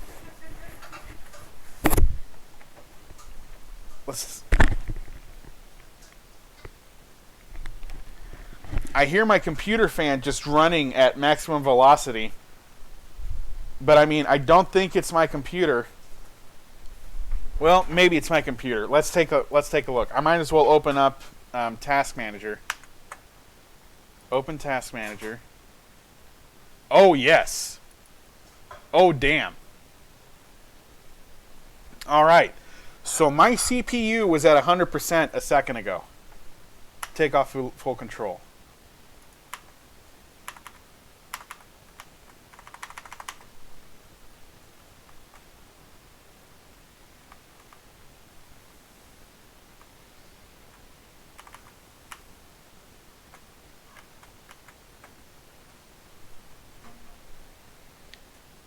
Power usage is very high. Come on. So I can still have all these things popping up. No problem.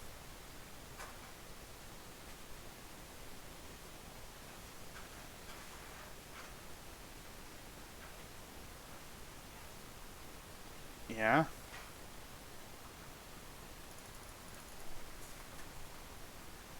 Okay, so my CPU went down to 60% now. It was at 100% a minute ago. And my GPU is now hovering back and forth between 90%, and then it dropped down to 30%. And now it's staying at between 80 to 90. It's down to 27%. I think it's trying to do the calculations for all this, and it's just not there. So, Chris, I think we need to order the RTX 3090 because it has 16 gigabytes worth of video RAM available to it, so we could do these kinds of shenanigans no problem. Oh, really? We're doing this for science, Chris. Yeah, I know. Yeah, I know. Jokes for sure. Desktop window manager. This is ridiculous. We just want the attack to happen.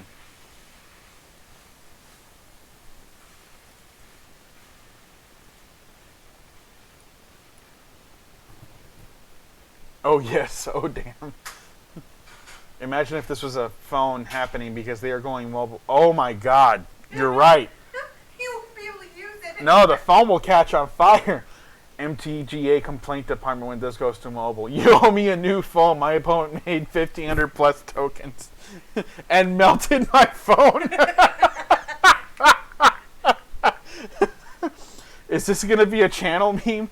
And the CPU too at Rafoli 87. Yeah. No, the phone's that phone's going to die.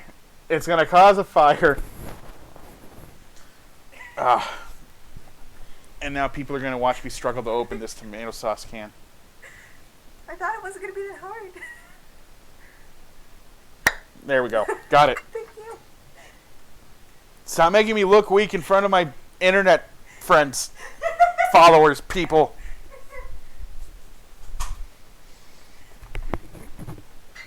All right, so where are we at now? GPU is still at 80%, and it's gone down to 20, 85%. Dude.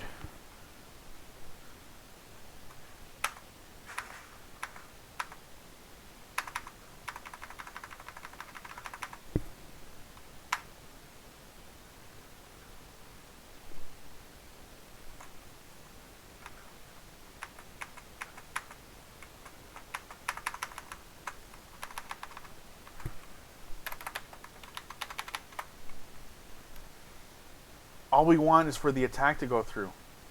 No. I don't want full control. Come on.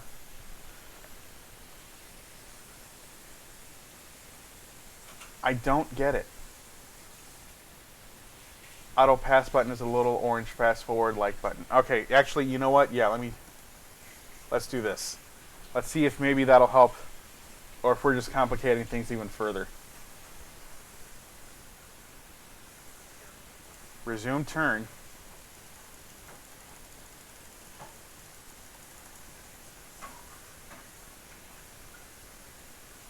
Alright, so we're auto passing, but then that's taking forever to go through too.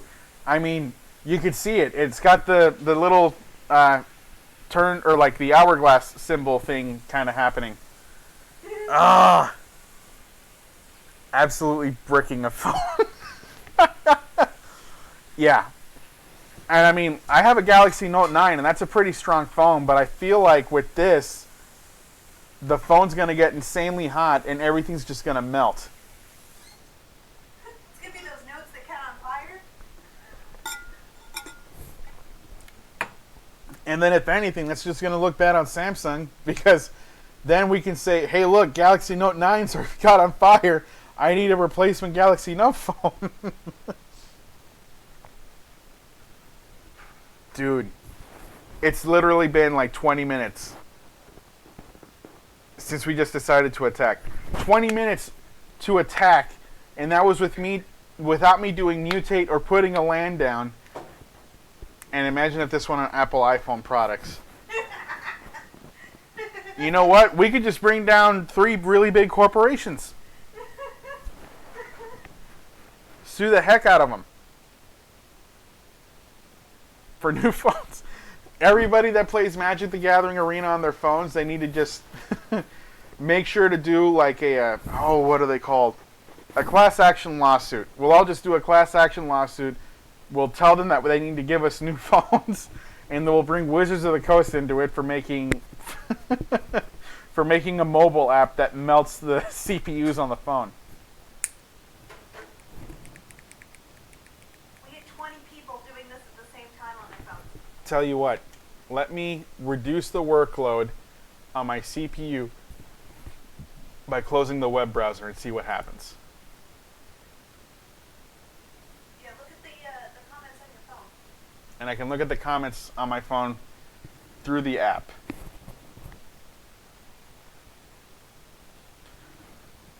Because I don't want to end the stream, because then I don't have the damage being recorded. Dude, that's just ridiculous. We just want to see the end result of all our hard work. Let's see. Chat. No. Channel. No, not cast.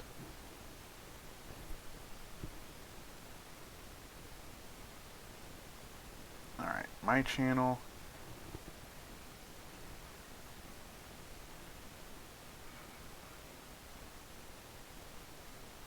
There we go. Alright, I'm back at the chat, guys. There we go. Alright, I'm back at the chat, guys. Maybe I should minimize this so that way there isn't like a ridiculous echo.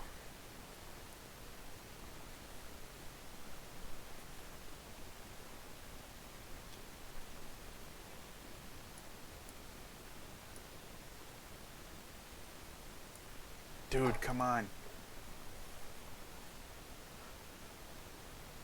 You know what? I'm willing to bet that if I were to just walk away and leave this alone for another like 45 minutes, we'll finally get this done.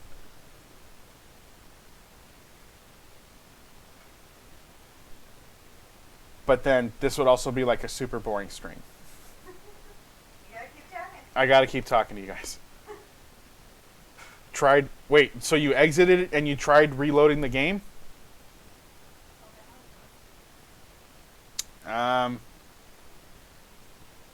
Huh. Okay.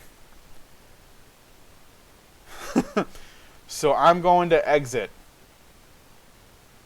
I closed it just now and reopened it. I'm going to do the same thing. And I'm going to reopen it quickly. Close. Come on. All right. Reopen MTG Arena. So this way we can give my graphics card a little bit of a... Okay, come on. Go back to the game. Go back to the game. Stay in the same game. There we go. Maybe it was a problem on my end. Yep, all the creatures are attacking at once now. I hear it. You guys are just hearing ridiculous amounts of noise right now. Nope. They're not attacking. We're just hearing all the sounds happening at once.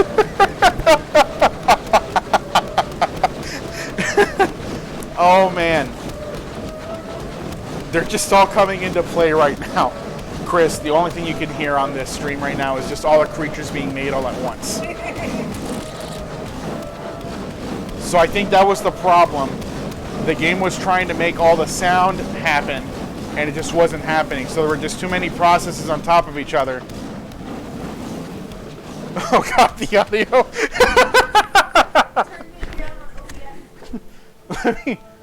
Let me turn the audio down on OBS.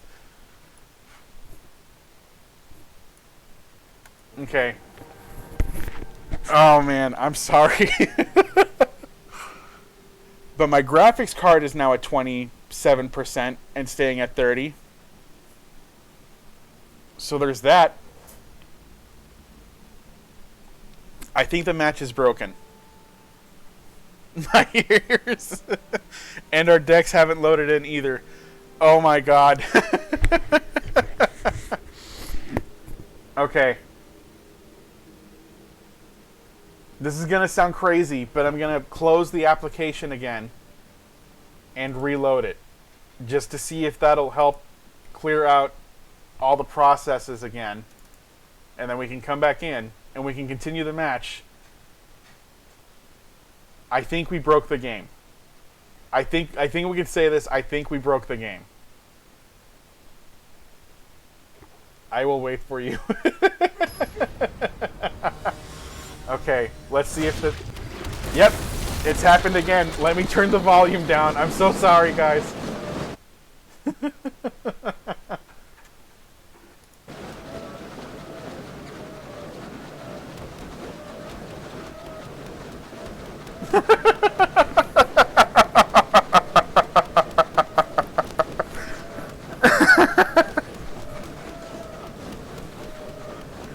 Hopefully no crazy audio round 2. Oh no, we deserve this.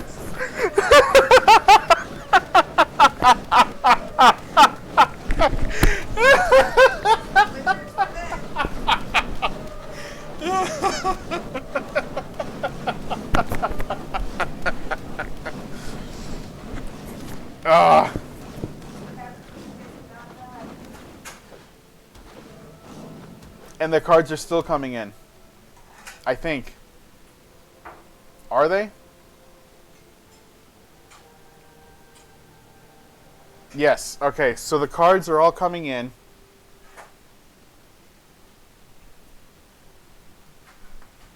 What have we created? It took about 15 minutes for the decks to show up on my end, so just leave it open and wait, I guess. Okay. Yeah, because I could see all the creatures loading in. And I think the problem is that I closed it again when all these triggers were happening. I kind of want to close the application again just to hear the sound of all the creatures coming in at the same time. But that wouldn't be nice to you guys. You guys have been very patient with me. I really appreciate this.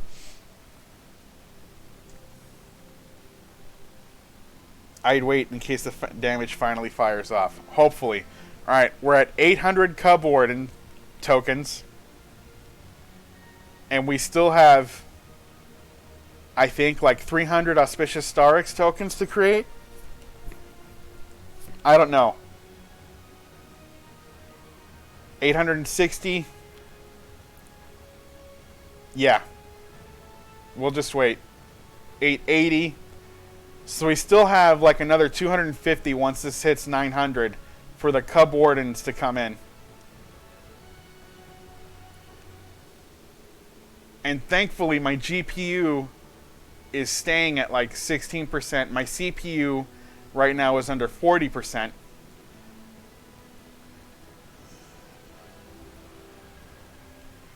Can you set it so the noise of a follower going off is the reopening of the game? That is a great idea. Yes.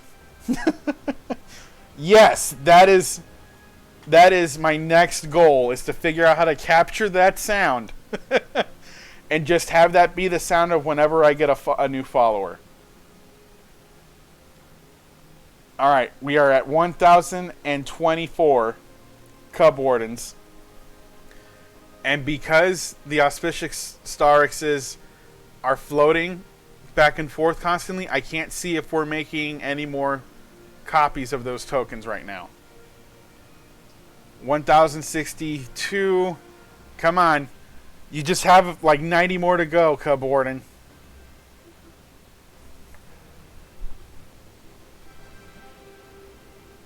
$1,090, $1,093, $1,098, $1,100. And my CPU and GPU are holding steady. $1,130, $1,137, $1,140. We're almost there, guys. I think. Hopefully. Let's see what happens once we hit. All right, there we go. My deck is loaded in. Okay. All right, so we're back to where our life total was at. Oh, no. My GPU is skyrocketing again.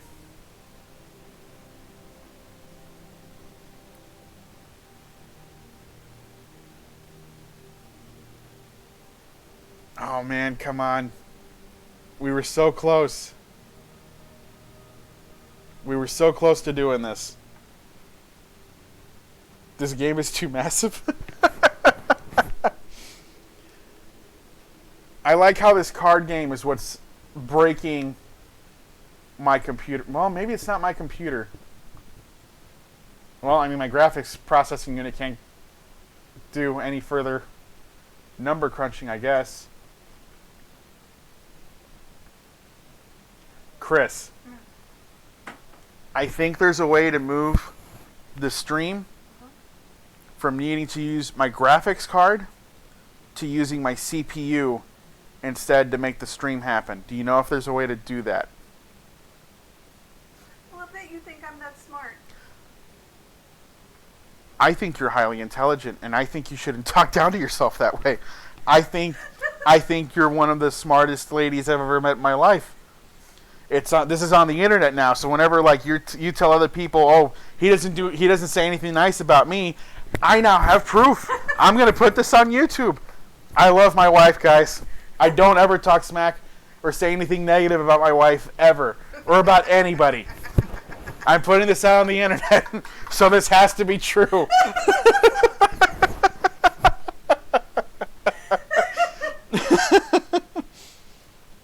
Which software am I using? I'm running Windows 10, and I think it's a 64-bit MOS. Oh, you're talking about Streamlabs. I'm using Streamlabs OBS. The hamster at Wizard can't handle this. Yeah, there is. Which software are you using? Streamlabs OBS. So if there's a way for me to move that, let's try to move that now to see if maybe that'll help. Because my GPU is still going all over the place.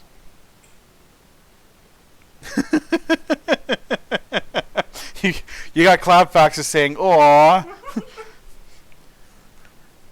Like, yeah, everything that I'm saying is 100% true and completely infallible. 100% the truth. No deviations from that truth whatsoever. Must be hard being that full of shit. No, it's not. I mean, yes, it is, because I wouldn't know.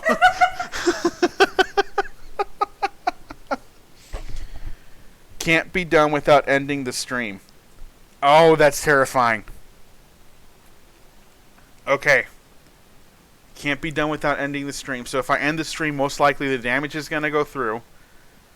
So Chris, we're just going to record this damage happening so we can put it on YouTube from my phone later on. Is that okay? I'm going to need Why are you asking me? because I need you to hold my phone while I end the stream, because otherwise I'm going to miss everything. Okay. The only thing that I need you to do is use my phone to record. Yeah, so we'd have to wait. Can't be done without ending the stream. Alright, I'm going to ask you guys what you think. Should I just end the stream, record it, and put it up on YouTube for all you guys to watch later? Because otherwise, we might be here another 45 minutes waiting for all these calculations to go through. Or maybe I could just restart the stream. Actually, give me the instructions to switching the Streamlabs to doing CPU instead of GPU for the stream, so that way I can alleviate the pressure off of my GPU just in case, so we can do this some other time. Or you can send it to me in an email.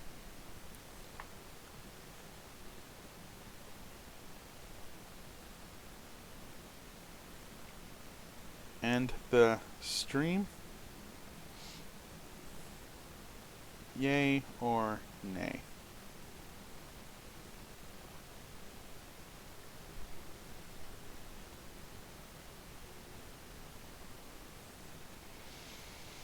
And I'm probably going to have to stream this again. Alright.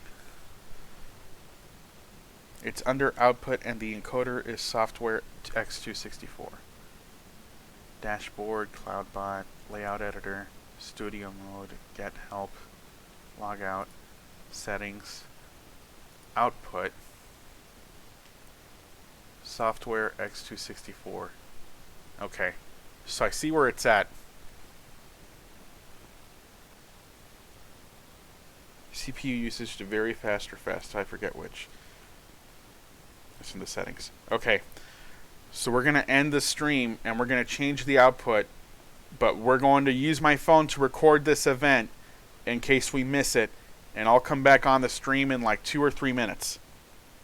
Okay, let's make sure that we get this set up on the right thing. Okay, and then we're going to close that, and then video. Okay. Alright, and she's recording now.